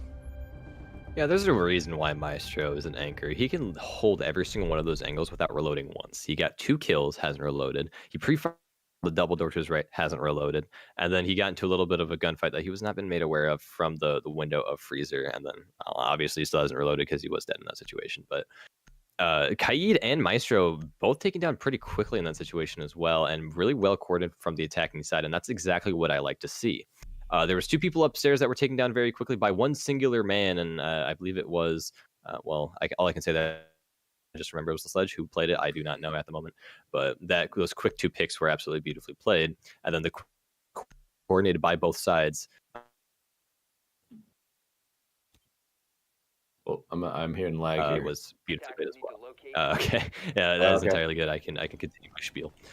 Whenever it comes to those type of plays, I absolutely love that coordination, and I want to see it continue for the remainder of this round. I did not really expect it a little bit more from Arcadia, and that's exactly who we saw it from. I want to see a little bit more from Butler to actually combat that coordination, and that very well played. As I say coordination, Bon goes to reinforce a wall with Big Chi, and Big Chi takes it from him. And Bon's placement, I want to see why he's running all the way over here. I'm going to assume that he's placing a Maverick cam, or not Maverick cam, a Maestro cam, all the way over there, and that's going to be a really interesting placement. I'm really curious how they're going to utilize that, because when it came to this type of play, they didn't really play too much upstairs. The only time they really took an upstairs push was with the Sledge taking care of 2 roamers on red stairs. And then when it came to the middle floor, that's the only other place that they really went. So that Maestro cam being placed there can watch both white hallway and brown stairs, so that is really well played. Hopefully the Zofia and the Ash are actually been made aware of the Maestro cams this time. As you mentioned in the past, they did not really utilize their gadgets properly, and that was inevitably the loss of the round because of the amount of intel and awareness that they had of those pushes coming from the attacking side. Yeah, those evil eyes just being so pivotal and feeding that information, as you mentioned. So that's something to watch out for. You do see the roam game is prevalent. They do have Zarin on that Legion, just doing this roam game. Last time, though, he's taken out pretty early, and I would like to see it last a little longer. They need to buy more time. They died, I think, within the first minute, I think. At least the first one. I think it was the first 2, because then that C4 came up from the mute, and he was taken off the board really easily as well. So they just need to survive longer. The time could have ticked down to favor them, but just too much time on their hands for the attackers. And the defense, well, you can only hold off for so long while Maestro if you're going to get pushed from multiple directions. I think someone was pushing on that back doorway. So, yeah, he got caught by the window of the freezer, but he probably would have been caught unawares on the backside as well. Just too many angles to watch out from. And we're going to see a C4 already being used, but it's not going to catch anyone. That's Rye on that cave, missing that C4. He's had a little bit of a rougher game here. That is Nam, though. He's going to pick up the slack onto Kojo. That's the opening kill for the defense now. He's going to have to watch out from his right here. He does get caught, and that is the ace of Mutt Grinds, taking him out, bring it back to an even round count. But you probably take that trade, but his utility off the board in the hands of the Zofia, and well, Jaeger's a plug-and-play op. He can put down his ADSs, and then he can just go die, basically. Yeah, he's definitely one of those operators that once you get that pick, you take it with a grain of salt, because his gadget's already down and they're already being put to use. So there's not really too much of an issue getting taken care of him as a fragger.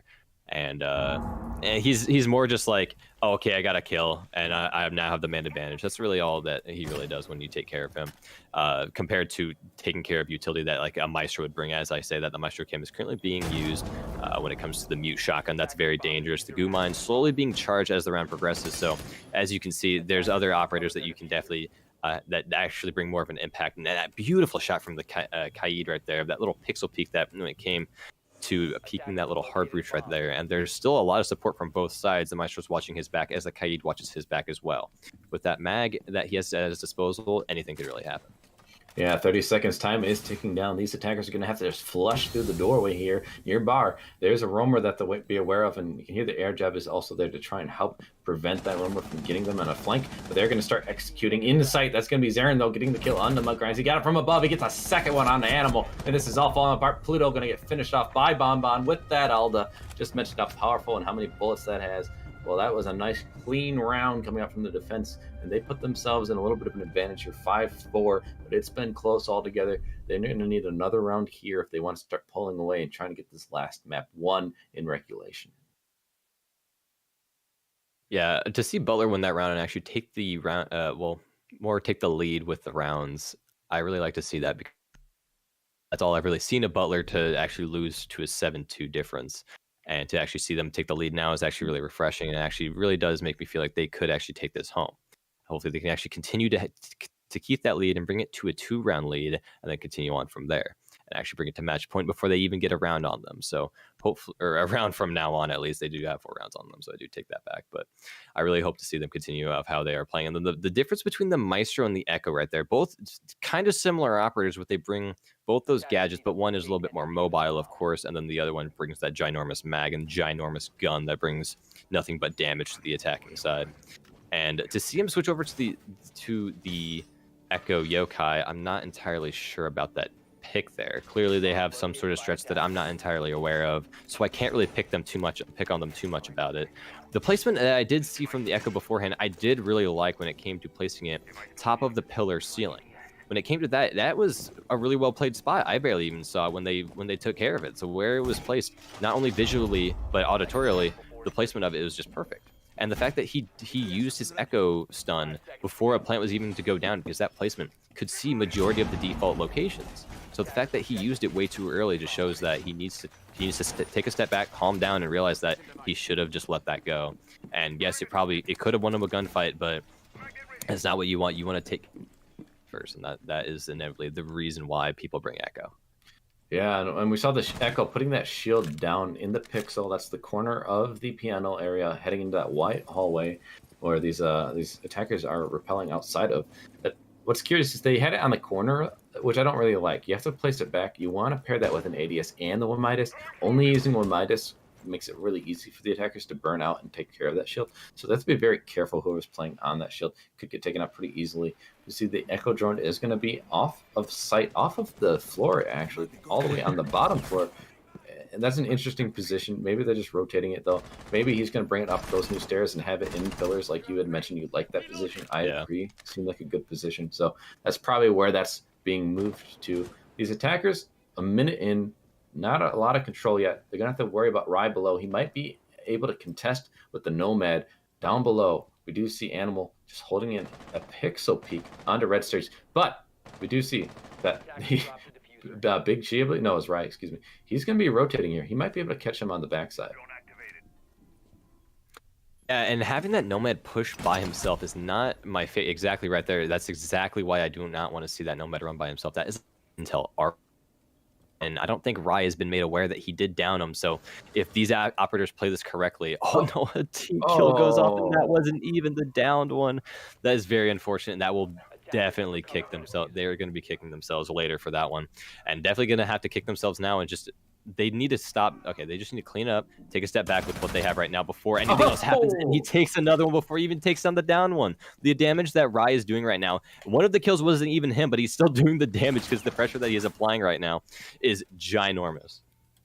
Yeah, Bing Bong and Pluto are the only ones left alive after the TK and the other kills. Echo going to do some work, give it the information. Can cause him so he's distracted, and then Big Chi getting the C4. He's having quite the game here. He is 14-3. The Echo drone going to continue to annoy Bing Bong, and his position giving away also because of that information coming from the camp. He's going to be by himself, getting a little bit electrocuted on the backside as well. His butt getting stung. He's going to try and push in. He's going to contest with Piano, but that's going to be a kill coming out. Almost flawless, but Pluto gets his C4, or excuse me, a Claymore kill on the Big Chi. What a close round of being flawless for that defensive Butler, but not to be apparently. But they do take a 2-round advantage. It's map and match point now, and Arcadia, you need to find 2 in a row here if you want to stay alive. Otherwise, that's going to be it. Oh yeah, for sure. And that echo play, I mentioned before in the past how the stuns should not be used as much because that is intel off the board and you should not be using it.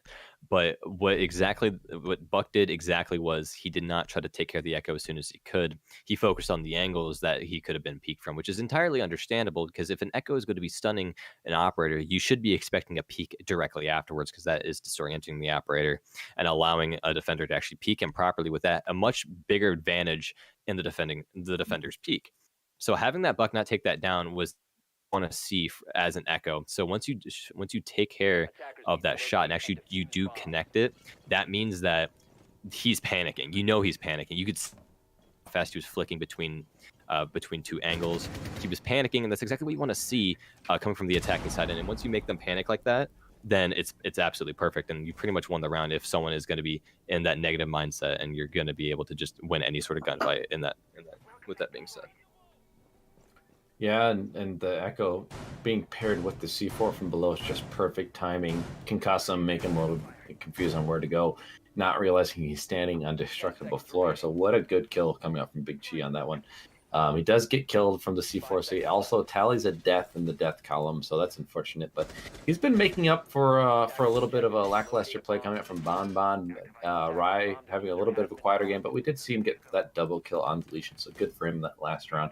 Bring it back a little bit more. The other team does seem a little bit more balanced in their kills. We see it range from 5 to 10 kills versus on the other side of 4 to 14. So quite different range of kills coming out from Butler compared to Arcadia. But the team that is more has more variety, I guess we'll say, the disparity is greater. It doesn't seem to be hindering them as they do have that 2 extra rounds to their name.